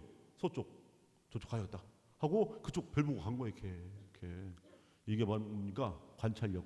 우리 아까 말씀드렸잖아요. 사회복지분과가 제일 힘들어하는 거. 누가 어디서 어떻게 가난한 사람이 누군지 모르겠다니까요. 그러니까 그걸 알아채려면요, 유심히 봐야 돼요. 유심히 들어야 돼도 잘. 함께 살아가는 사람들 안에서 누구의 목소리에 정말 그 깊은 한숨이 들어있는가, 누구의 얼굴이 저렇게 수식에 가득 차 있는가, 이걸 잘 봐야 돼요. 잘 들어야 돼요. 그래야 보이는 거지. 그렇지 않고 대충 보면요, 모른다니까요. 잘 관찰해야 돼요. 잘. 자식이 하루 매일매일 중학교 2학년짜리가 학교 갔다 왔는데 얼굴이 햇빛을 발하는데 그것도 못 알아듣는다니까요. 막 TV 켜놓고 신문 켜놓고 음악 틀어놓고 막 맨날 막 이것저것 더 보고 막 유튜브 보고 막 핸드폰 보고 이러면서 정작 자기 자식 얼굴 막 학교 폭력으로 막 늘 얼굴이 막 흑빛이 돼가는데 사색이 돼가는데 이거 못 알아채요. 못 알아채. 수많은 막 다 거기에 다 엉뚱한 데로 관심 쓰면서 정말 중요한 거 놓치고 간단 말이에요. 너무 많은 사람 보이죠. 관찰력 중요합니다. 관찰력 이게 살펴야 돼요. 살피고 주시하고 경청해야 들리는 거지. 안 거르고 나 가난해요, 나 힘들어요, 나 살려줘요 이렇게 안 해요. 이렇게 안 해요. 나중에 그 자식이 갑자기 옥상에 뛰어갖고 죽어서 자살했어요. 나중에서 얘가 왜 그랬지? 이러고 왔어요. 정말 소중한 걸 잃은 다음에 나중에서야 얘가 왜 그랬지 하면 무슨 소리입니까? 이게 관찰력 중요합니다. 세 번째, 노인들의 기도. 기도는 뭐냐? 가지가 나무에 붙어 있게 해주는 역할을 하는 거예요. 기도는요, 지치지 않게 해줘요. 우리가 뭐 생태 혹은 뭐 인간의 존엄성 뭐 이런 것도 보고 막 이런 거 우리가 사회에서 배운 많은 이야기들, 이것들을 우리의 어떤 인격, 우리의 교양, 우리의 인품으로 실천해 나가는 게 아니에요. 그러면요, 한계가 있어. 한계. 가끔씩 신자분들이 저한테 와서요, 신부님, 내가 더럽고 치사해서 못 해먹고 있습니다. 이거 구역장 반장 이거 나발이고 나 때리실 거예요. 아이 제발. 갑자기 구역장 반장하다가 와갖고 더러워서 안 하겠다는 거예요. 왜요? 뭐죠? 한 9월쯤 이제 찬바람 불기 시작하면, 서늘한 바람 불기 시작하면 갑자기 자매님들이나 형제님들이 신부님 저랑 좀 면담 좀 해요. 그러면 겁이 막 덜컥 나요. 막 분명히 저 밥 먹자 하는 게 아니에요. 지금 밥 먹자 하는 거랑 차원이 달라요. 예? 신부님 좀 드릴 말씀이 있습니다. 좀 저랑 면담 좀 해주세요. 딱 갖고 속으로 불안한 마음에 딱 하잖아요. 아니나 다를까 저 이제 구역장 저 이번 9월달까지만 하고 말겠습니다. 왜요? 일단 들어오서 좀 내가 진짜 이런 욕까지 넘어가면 내가 이 일 해야 되니까 내가 무슨 칭찬받아가 하는 일 아닌데 아무리 그렇지 내가 지금 자기 자존심까지 내가 상해가면서 진짜 내가 이 일을 내가 좋아요. 나 이게 하는 거 나 그거 칭찬 이런 거 안 해주세요. 근데 이거 내가 이런 억울한 일까지 당하면서 내가 이렇게 이 일을 해야 됩니까? 들어보고 치사하지 못하겠습니다. 그리고 필요해요. 자매님 이번 달 12월달까지만 비나이다 12월까지만 하고 막 12월까지 하고 그 자매님이 그러나 알았습니다. 12월까지 더 못하겠어요. 또 12월 되면 제가 또 불러가고 자매님 제발 내년까지만 모르겠어요. 찬바람 불면 맨날 이거 천지신명이 아니야. 자매님 제발 형님 제발 이번만 이거 이런 거 있어 이러고 저기 그런다 경찰 가니까 그건 편해요. 분당시 뭐하고 경찰 가니까 그건 편한데 이런 것처럼 이게 이 지칩니다. 아무리 우리가 인품이 고매하고 그래 교양이 있고 우리 살비를 다 배워갖고 그래 막 이거야 하면서 앞으로는 정말 작은 것들을 소중히 여겨야지 하다가 약발 뚝 떨어져요. 약발 떨어진다고. 그러면 이 약발이 떨어지지 않고 지치지 않고 포기하지 않고 이 길을 걸어가게 만드는 원동력 뭡니까? 하느님이 도는 하느님에 대해서. 가지가 나무에 붙어있지 않으면 말라 비틀어져요. 가지가 나무에 붙어있어야지. 이거 이거요? 기도. 제가 이제 활동가들 많이 만나요. 세상에서 하면서 딱 두 개로 나눠요. 지쳐 떨어져나가는 사람이 있고 안 지치는 사람이 있어요. 힘은 들어요. 힘은 들지만 끝끝내 질기게 붙어있어요. 보면 성당 열심히 잘 나가고 기도 열심히 해요. 자기 힘만으로 할 수 없어요. 기도의 힘이 아니라 할 수 없어요. 이 시메온과 한나 그냥 살다시피 성전에서 기도했기 때문에 그 수많은 아이들이 봉헌식 때 성전에 와가지고 봉헌식을 하는데 할례를 받으러 와갖고 그 많은 아이들이 어떻게 예수님 알아봤을까? 그 눈, 그 시선, 그 감수성 어떻게 이걸 가지고 있었을까? 기도 때문에. 기도는 지치지 않게 만들어줘요. 포기하지 않도록 이 길을 끝까지 걸어가도록. 다른 사람들은 다 보다 빠르게 보다 높게 보다 힘차게 외치는데 우리만 그 거꾸로 가면 어떻게 됩니까? 라고 불안불안해 하잖아요. 그 불안함 속에서도 이 길을 포기하지 않게 만들어주는 거 뭐라고요? 기도. 그래서 가난한 선명을 만들고 선명한 관찰은 보이게. 기도는 포기하지 않게 만들어줘요. 이것 안에서 우리가 지금까지 이제 오늘 우리가 그리스도의 생태 영성이지만 어떻게 보면 총 정리하는 이런 시간이기 때문에 그동안 우리가 함께 나눴던 이야기들, 그걸 총 정리하는 겁니다.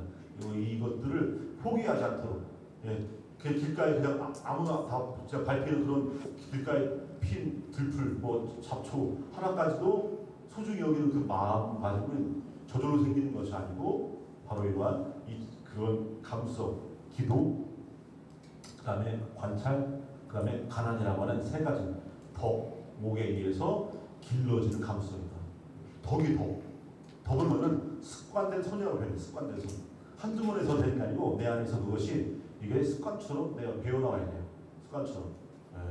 가난함은 단순함을 만들어줘. 단순함은요. 것을 나갔다.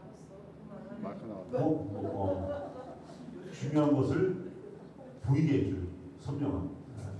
그렇게 할 때 우리 뒤에 작은 것들, 길가에 사람 발에 밟히는 그런 작은 들까지도 소중히 여기는 마음을 만들어준다.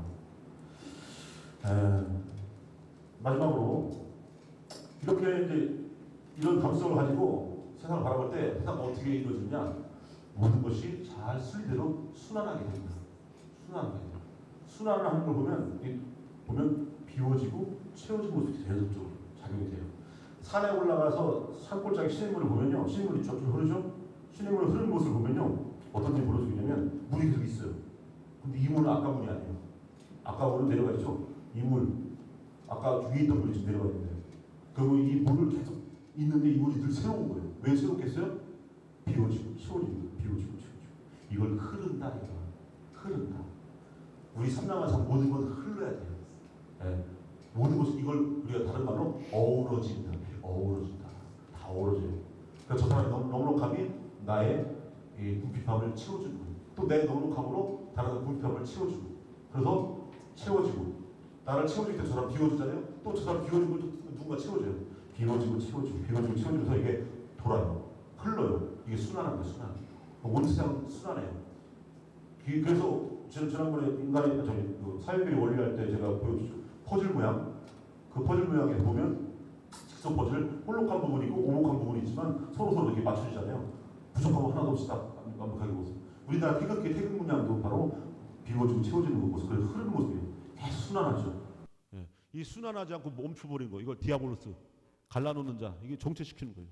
그리고 심볼로스는 연결시키고 흐르게 하는 거예요. 심볼로스. 그래서 우리의 구원의 형태는요, 삼라만상 모든 것이 피조세계 동물 식물 할 것 없이 모든 것이요 그렇게 다 흘러야 돼요. 그 흐름 안에는 기꺼이 비워주고, 비우는 건요 밑에서 위로 비우는 게 아니에요. 위에서 아래로, 강한 것에서 약한 것으로, 많이 있는 것에서 적게 있는 것으로 그렇게 비워주고 또 채워지고, 또 얘는 또 그거 못한 것도 비워지고 채워지고, 이렇게 모든 것이 순환하는 거죠. 이 순환하는 것들을 순환하지 못하게 막는 거, 이게 갈라놓는 거, 디아볼로스가 되는 거죠. 모든 걸 이렇게 순환해야 됩니다. 그런데 이 순환하는 이 에너지, 이거 뭐냐? 아까 말씀드렸듯이 이거 뭐냐? 이것이 가능하게 하기 위해서는 작은 것에 있는 감수성, 그 사랑 안에서 기꺼이 물이 위에서 아래로 채워주는 거고, 산과 언덕이 깎여서 골짜기를 메꿔줄 수 있는 거고, 이렇게 이게 밑으로 강한 거 약한 것으로 이렇게 내려오는 그 모습, 이 모습이 바로 사랑이라고 하는 원동력 안에서 이루어지는 거죠. 이게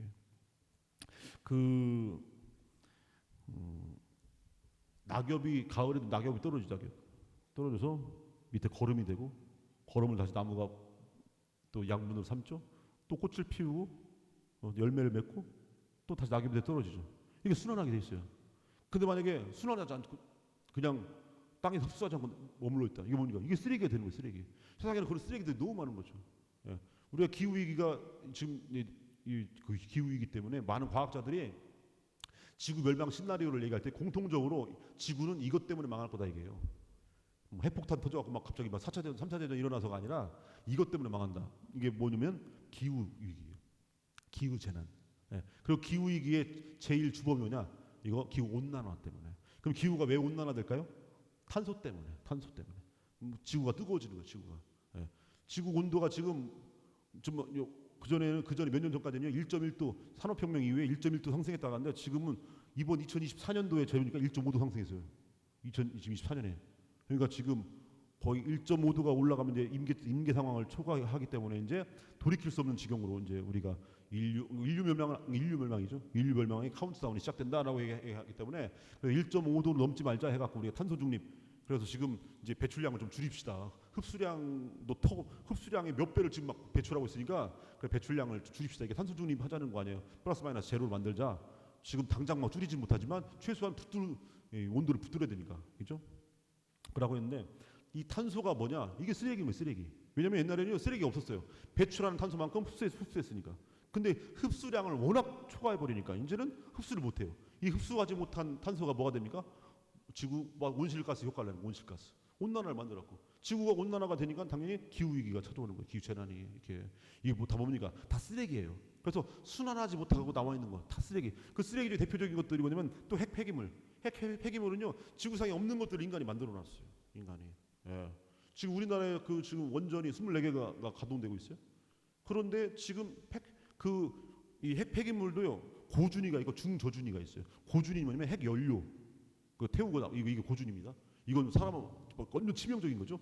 중저준위는 뭐냐면 작업할 때 입었던 장갑이나 뭐 이거 옷 이런 거 도구 이런 것들 냉각수 이런 것들 중저준위예요. 지금 후쿠시마 오염수 해양 무단 투기했잖아요. 그건 냉각수가 아니에요. 지금 그 고준위와 거기 그 오염수가 흘러나온 거기 때문에 그건 고준위에 해당되는 겁니다. 그러니까 엄청 위험한 것들을 지구의 우물에다가 지금 다 살포하고 있는 거죠. 지금 일본이 말도 안 되는 짓을 벌이고 있는데 어쨌든 자 이거 뭐냐? 우리나라에 고준위 핵 폐기물 저장소가 없어요. 없습니다. 그래갖고 다 그냥 발전소에 놔두고 있어요. 저기 경주에 저기 폐기물 처리장 만드는 거 그건 중저준위. 그러니까 작업복 같은 거, 장갑 같은 거. 요걸 지하 깊은 곳에 파갖고 묻거나 해야 되는 거 그걸 이제 보관하는 장소를 경주 매립장을 만들어 놓은 거고 고준위는 그건 움직이지 못해요. 너무 위험하니까. 그래서 그 장소에다가 태우고 그냥 놔뒀어요. 그게 지금 어마어마한 양이 좀 쌓여 있어요. 그래서 지금 우리나라는 뭐 하냐면 아파트를 크게 짓고 분양한 다음에 아파트에 뭐가 없어요? 화장실이 없는 거랑 똑같아요. 화장실이. 예. 지금 그런 식으로 지금 우리나라 핵발전소가 운영되고 있어요. 어떻게 갖다 놓을 수가 없어요. 그런데 이걸 언제 들켰냐면 예전에 저기 뭐야 KBS에서 요거 언제더라?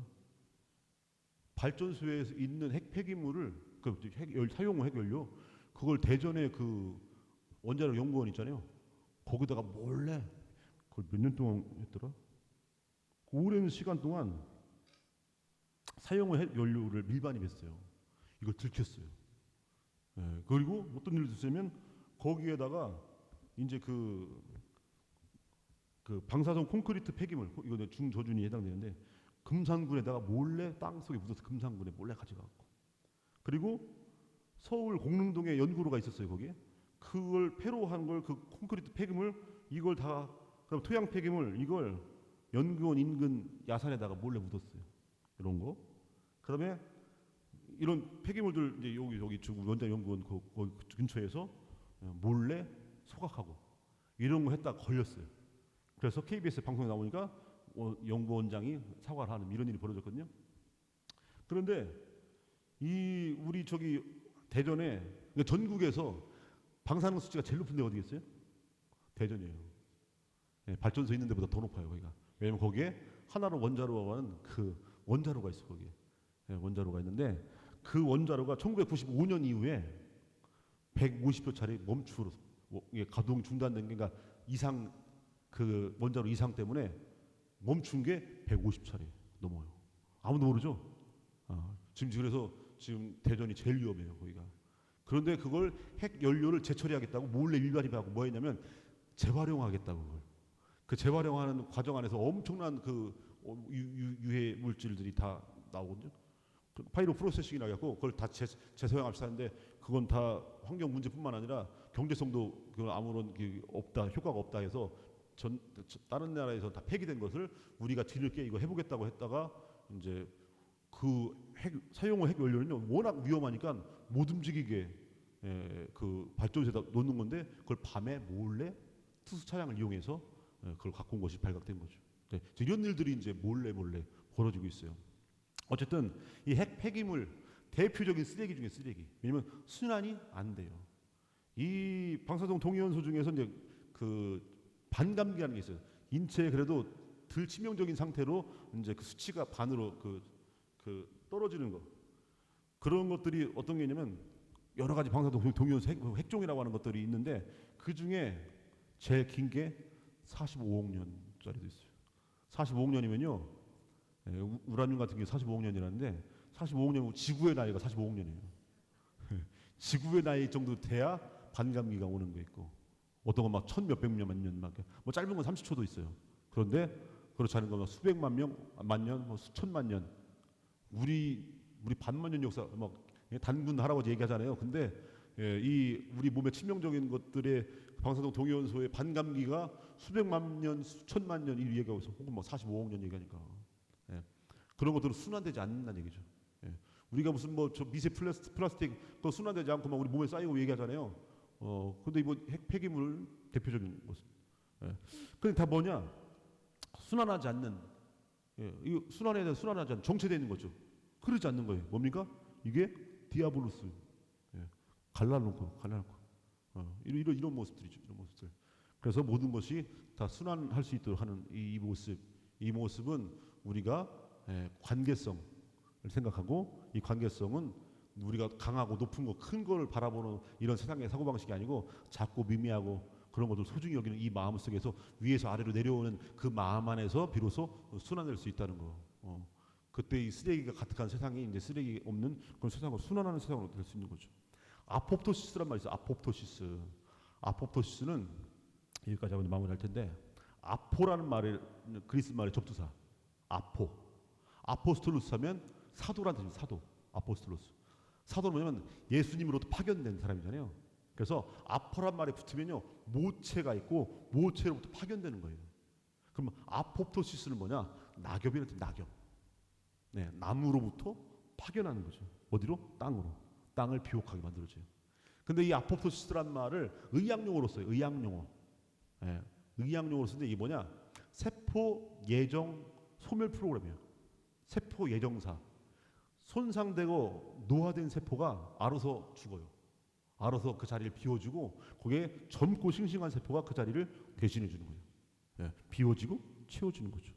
알아서 나 이제 그만 너도 떠날게 하고 비워줘요. 그럼 그 자리에 젊고 싱싱한 세포가 그래야 사람이 건강해지고 상처가 아물고 조그만 꿈의 피덩어리 같은 애가 커지는 거예요. 이게 우리 삶에서 아포프토시스는 우리를 건강하게 만드는 굉장히 중요한 기능인데 하느님이 이 비워지고 채워지는 이 기능을 우리 세상 속에 심어놨어요. 그래서 모든 건 다 비워지고 채워져라. 그게 흘러라. 그래야 늘 새롭고 늘 건강하게. 우리 때 되면 죽게 되는 거예요. 이게 죽음이 나쁜 게 아니에요. 죽을 때는 죽어야지. 이렇게. 그런데 그게 이제 아포프토시스 기능이에요. 이 아포프토시스 기능이 망가져 버렸어요. 요즘 뭐 환경 호르몬이니 뭐 해갖고 막 이런 또 디아볼스가 이 횡행하는 그런 세상 속에서 어떤 일이 벌어지느냐? 손상된 세포가요 그 자리를 비우려고 하잖아요. 손상되고 노화된 세포가 나 계속 자리 보존할 거야라고 사라져주지 않는 거예요. 비우지는 못하고 채울 줄 아는 거예요. 그리고 어떤 일이 벌어집니까? 손상되고 노화된 세포가 점점 커져요. 그리고 그 자리를 젊고 싱싱한 세포가 대신하지 못해요. 이 덩어리를 뭐라고 그러겠어요? 이게 암이야.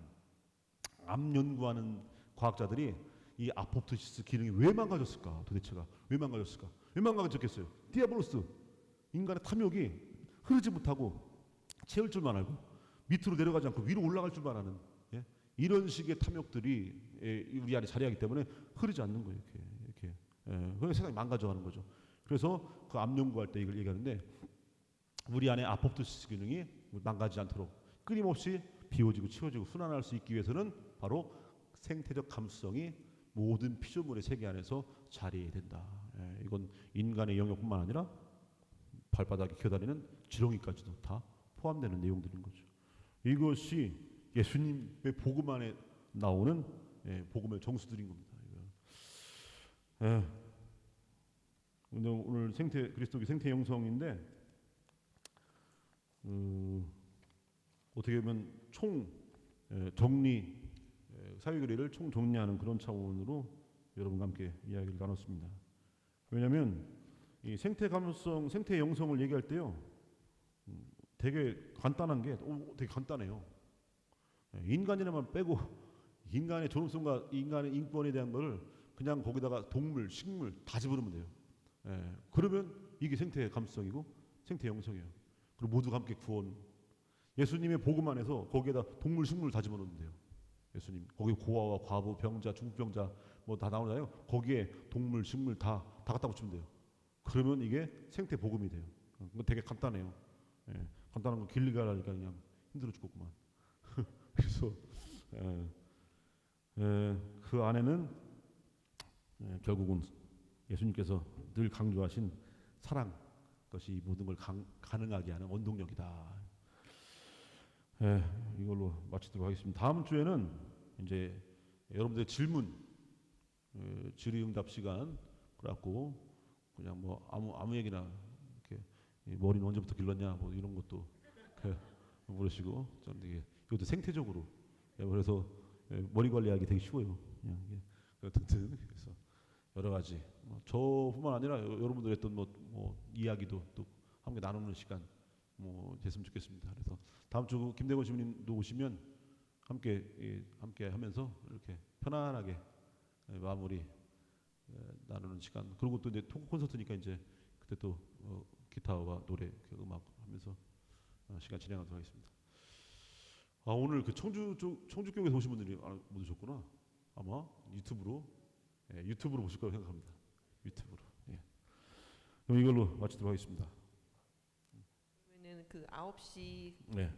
평화를 9시. 위한 기도하고 강복 받도록 하겠습니다. 성부와 성자와 성령의 이름으로 아멘. 하늘에 계신 우리 아버지의 이름이 거룩히 빛나시며 아버지의 나라가 오시며 아버지의 뜻이 하늘에서와 같이 땅에서도 이루어지소서.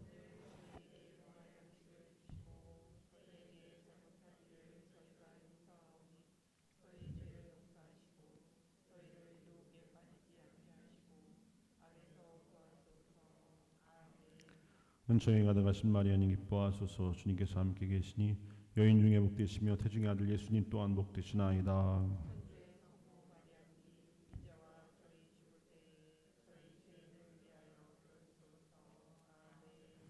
영광이 성부와 성자와 성령께